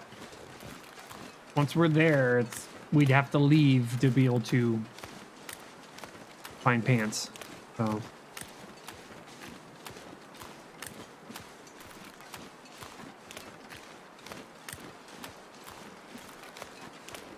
it's better to take care of this all now so we can just go straight to that zone and not leave and just completely explore the entire zone in one go. There used to be a couple of arrows on the backside of the blast door in a dam. Might be worth a look. Yeah, there's I've seen it like when we've gone to, there's always like a broken arrow right next to the, there's usually like a broken arrow right next to the body, right on the other side of the entrance to the lower level, or the upper level, however you want to call it, when you're going through it to get to Pleasant Valley.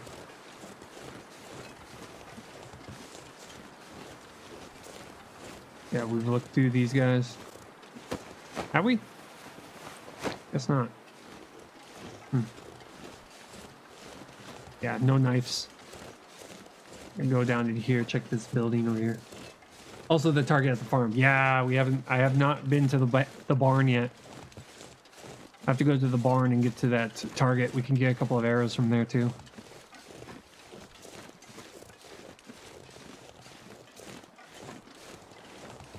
Yeah, we were gonna go and check over there at the barn, but there was like a bunch of wolves and we didn't have a dag. We didn't have a hunting knife at the time. So we just kind of skipped over it.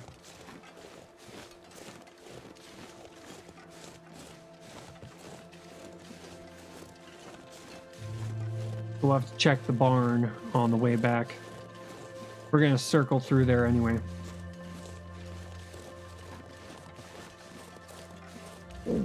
We've been to the radio tower though. We've been to the radio tower. We've been to...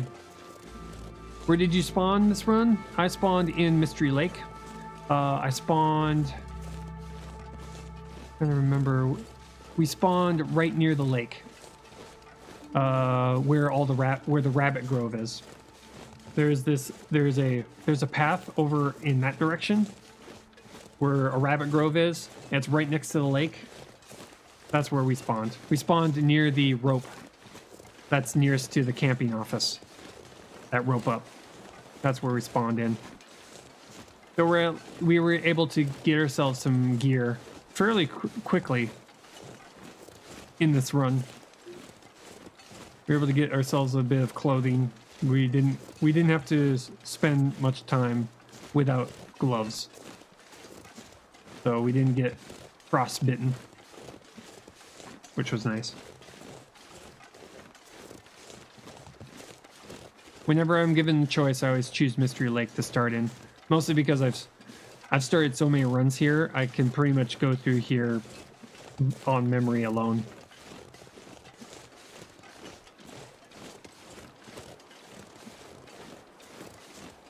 When we did that 500-day run, we pretty much went to every single zone at the time and explored it.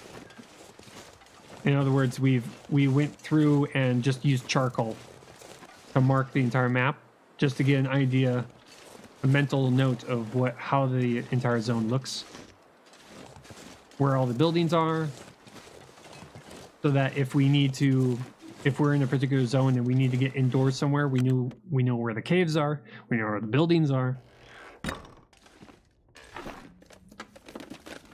we don't have to sit there and go, I don't know where to go. There might be an arrow too on the dead deer in the hunting blind at the frozen river. Yeah, there is that hunting blind over there.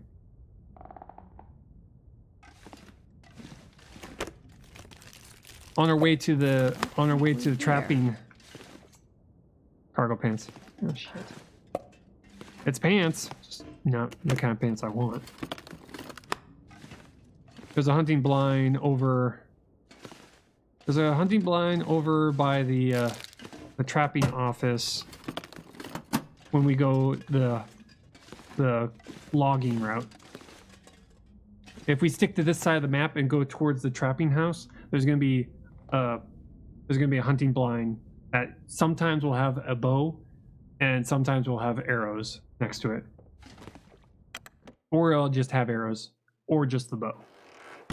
Sometimes I'll be lucky and I'll get a box of ammunition, but that's rare.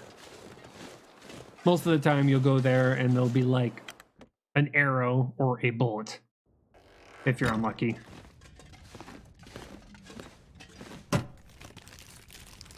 This stuff will come in handy. No, it won't. That's a baseball cap. Okay, checking underneath the... No, we're good. Check the body. Nothing. That sucks. Yeah, unfortunately, Mystery Lake has kind of not pulling through this time around.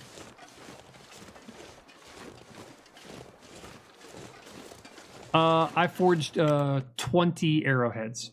So we went all the way to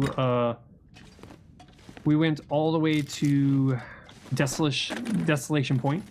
Went to Desolation Point. We got ourselves the supplies needed to be able to make 20 arrows. We're just waiting for. We're just kind of burning time until the saplings that we had gathered that are currently over by the coastal highway. We're waiting for those things to cure. So we're kind of just burning time until those things get finished. Then we're going to make ourselves a whole bunch of arrows. We're going to make ourselves a backup bow. And then we'll head to the new zone. Because I don't feel comfortable going to the new zone with just the rifle. In fact, probably what we're going to do is we're probably going to drop the rifle at the entrance to the new zone as kind of like a backup. So that when we go out and we're unlucky enough to get all of our arrows back. If we're not able to get all of our arrows back, it would be nice to be able to just leave the zone, poke our head out, grab our rifle, and go back in. Because if we do, unfortunately, have that bug where our arrows disappear every single time we use it, it'd be nice to have the gun as a backup. I'm not going to carry it in there, though. It just weighs too much. 4.2 kilograms. That's way heavy.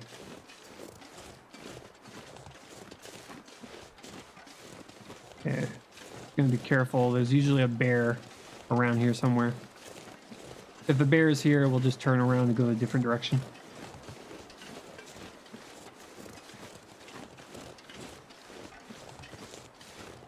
Okay. Probably should eat something real quick.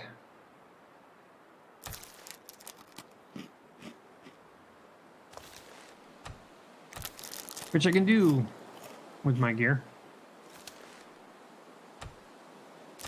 Because we're wearing all wool, we don't have to worry about getting wet. It's not going to make our temperature drop.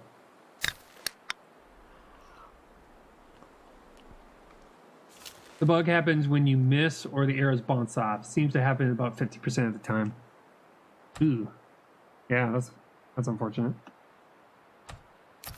Okay, so if I miss. So as long as I don't miss and they actually embed into the character, they won't just disappear. I think it has something to do with the speed at which the arrows travel and the fact that maybe their collision box has been messed up, so they'll go straight through the ground. They'll go through the environment and be gone. That's probably what happens.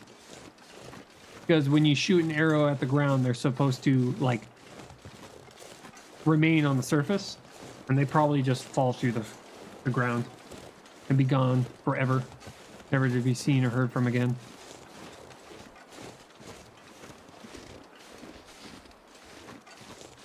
Okay. There's usually a couple of wolves that like to hang out up there. I'm just gonna I'm gonna have to go around the long way. But we're still gonna make it to all the places we want to go. Just different path. Normally on my way, originally I planned on going this way, the other direction. But we're kind of going counterclockwise this time.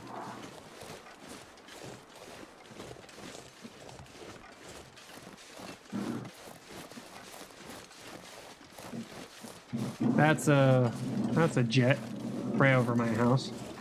Lovely.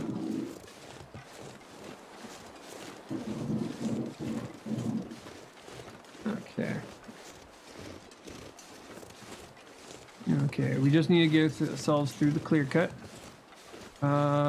Wolves. Yep. Okay. Wolves are nearby, therefore there's no bear.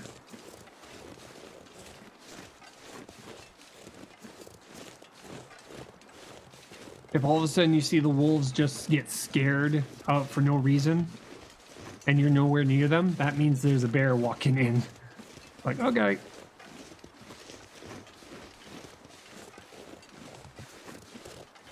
Yeah, there's also a couple of saplings over here. We'll pick those up. Once we get to the new zone, though, we're gonna try and find a good hold-up location, kind of like a main base, a mainstay that will start loading up with water and food. We'll spend once we find that spot, preferably somewhere that's centralized.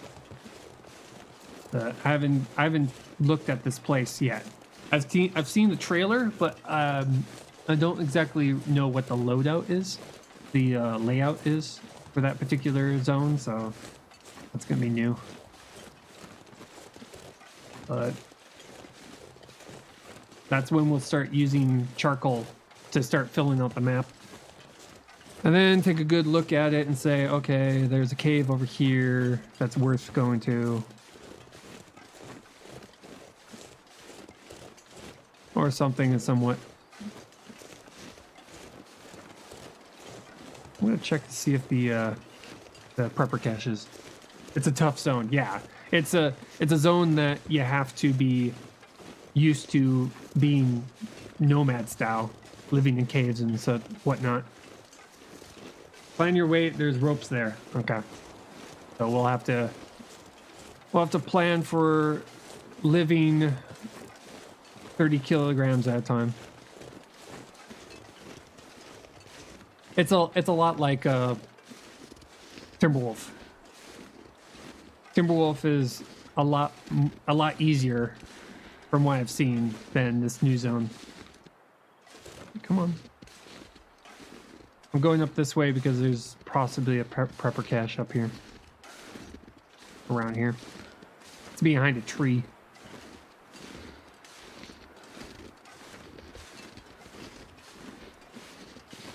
Up in this corner. If we get up here and there's nothing here, then we know it's not this. This is the food prepper cache location.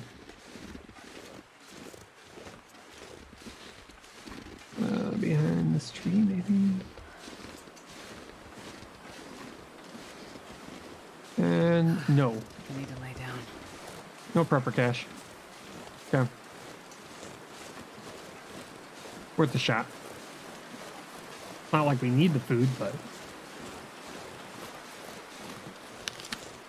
Hey, Thunder! Thank you for the follow.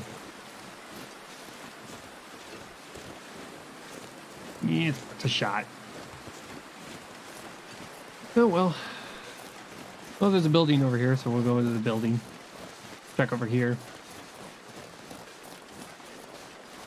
Those rocks always... When I first was trying to look for the prepper caches, those rocks trolled me every single time because I would turn around a corner and see one of those rocks that looks all square, and I'd swear I thought it was a prepper cache. Hopefully we'll be lucky and get the hunter cache. Yeah, that would be nice. It would be so nice. But they're kind of predetermined before you even start the game. When you first start the game, they already lock in where they're going to be, and they don't change.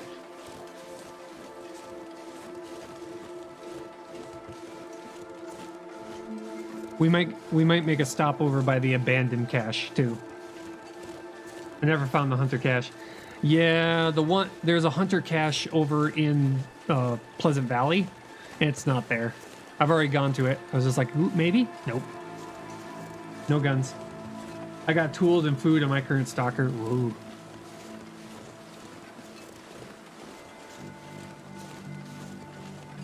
Yeah, the tools one I think would be a good one to find. Because then you don't have to worry about running out of axes and knives. Those are like the two most important things to have in a run is your is your knife and axe. Hope nobody Oh, needs look, a this rifle anymore. cartridge. Anything in there? No. A Mystery Lake? Only got one once on Voyager run in Mystery Lake. Yeah. Yeah, on Voyager, I've been told that you're just drowning in supplies on Voyager. They just kind of throw supplies at you. Day 80 and prepared for a long haul in Timberwolf. Timberwolf is actually not that... when I first started playing, when I saw Timberwolf and all the ropes and lots of hills, and the fact that there's like tons of caves but just one cabin, at first I thought it was going to be very, very difficult, but once you get yourself set up, it's actually not that difficult. Especially with that fishing spot that's like right outside the house. It's actually not difficult at all. Even Stalker gets to a point where you have to pick and choose. Yeah, right? Yeah, it's called Voyager because you get so much loot crossing a room as a voyage. Yeah, right? Okay. Gotta be careful here. Listen for bear. Usually he'll give you a quick grunt if you're too close.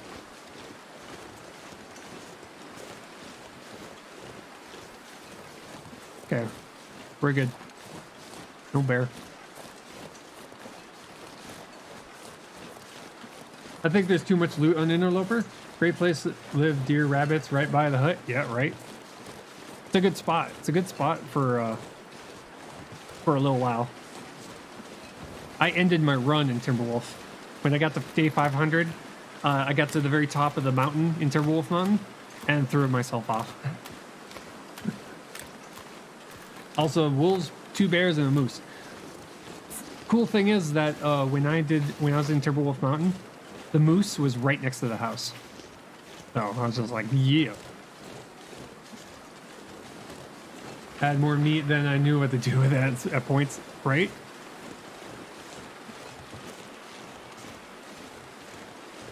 Okay. Oh, broken arrow. And no go. Got a bandage. Yeah. No bow.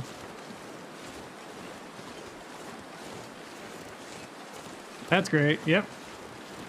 Got a broken arrow. That's another arrowhead for us. Get ourselves to the trapper's house.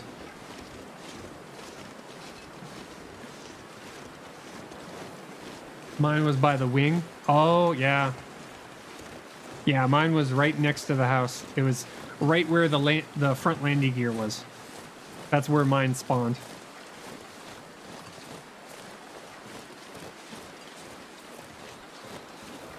Funny thing is that I've actually got a clip of it where I was sitting right by the Pistol Junkie. Thank you for the follow. I was sitting right next to on day 1 when the update came out. I was still doing my 500-day run, and I went and walked out from the Timberwolf cabin, and all of a sudden, boom! There's a moose sitting right there. I'm like, hi.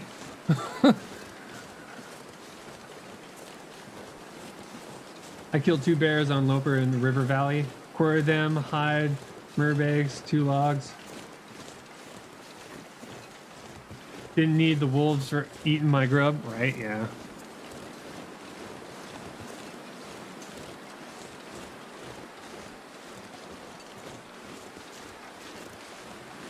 Yeah. When I late in my 500-day run, I had gotten to the point where I got cooking 5, and I started living off of the wolves. They would come in and attack me. I'd kill them. I'd quarter them up, and I'd cook them, and they would be my meals for a very long time, actually. You know you've gotten into easy mode when, you know, the things that were supposed to kill you sustain you.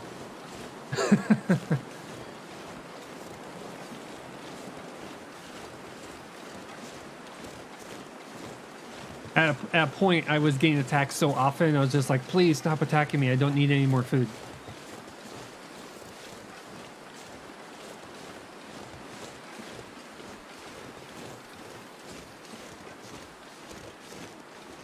Yeah, level 5, so bears on the menu. Plus, I don't need even harvesting bags before they go bad. I can't eat rude and cooked meat. Yeah, yeah. It gets to the point where you have so much meat, it starts going bad, and you're just like, I gotta eat this stuff. I gotta, purposely run around, burn calories just so I can, eat through all the food.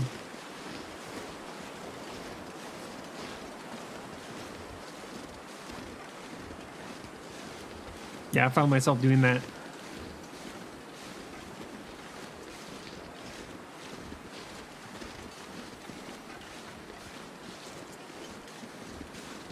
Okay, temperature is still good. We're gonna have to sleep when we get to once we get to the house over here. We're definitely gonna have to sleep, but we're good on water and food right now, so that's fine. And we're carrying a ton of food. I mean, we're carrying so many supplies we can't sprint, so.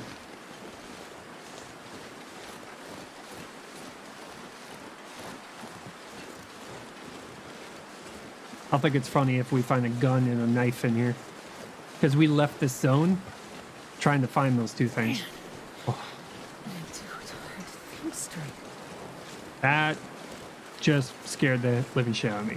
Lady, you scared me shitless right there. Is the bear located here? There's a bear that usually likes to hang out here. Kind of makes circles around around this area. I think I see it. Might be here. I don't know. I don't see him, but he's probably here. He's probably here somewhere. There's always a gun on this map unless they changed it. I've had maps where there was not a single gun in the entire zone.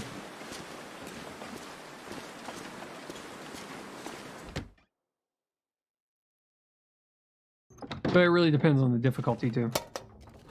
I think I can use this. Leaving that. We got a jerry can. That's nice. Got some bullets and a gun. Check that out. Got a gun. Got a snare trap. No knife though.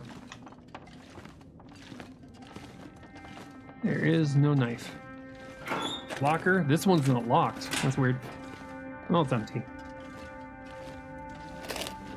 What's really messed up is when you find those locked lockers that has nothing in it. That's always sad. You're like, yay, it's a locked one. That means possibly better loot than normal. And then you open it, it's completely empty. It's like, I've been lied to. Rifle cleaning kit. We got a storm lantern. Or the safe with nothing in it. I never get anything in the saves. I've given up on trying to open these things. Getting a bit greedy, bum, there's no knife, right? But we got a rifle. We got a secondary rifle, which is fine. Oh, there's kitchen, flare. Open up the drawer. Man, I can't type This'll come today. in handy. Charcoal in there, huh? I'll grab the snare. Might as well. What are you? Oh, you're a cooking pot. That's how... Bum, there's no knife. That's how Interloper is all the time. Yeah, I know, right? But I always think it's funny when you do a run and you get everything that you don't need. You're like, come on. This is not what I need right now. Give me something else. In fact, I find myself kind of complaining to the game. Not to anyone, just the game. I treat it like a player who's like messing with me. It's like, that's not what I need right now. Give me something useful.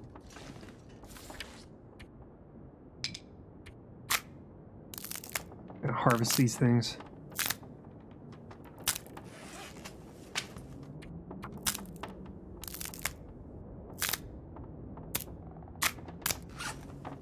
Okay, we'll drop one of these.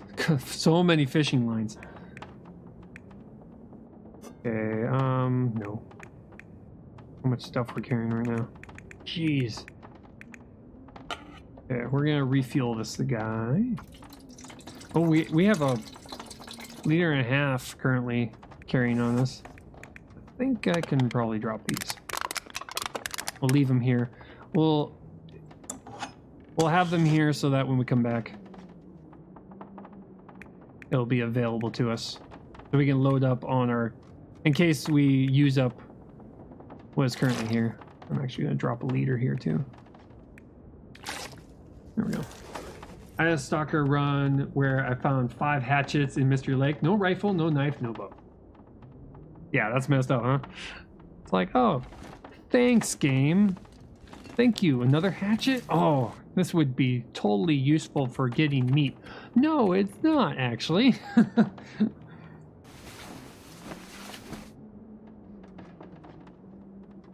Okay. Sleep for 10 hours. 10 days, 11 hours. Drink soda.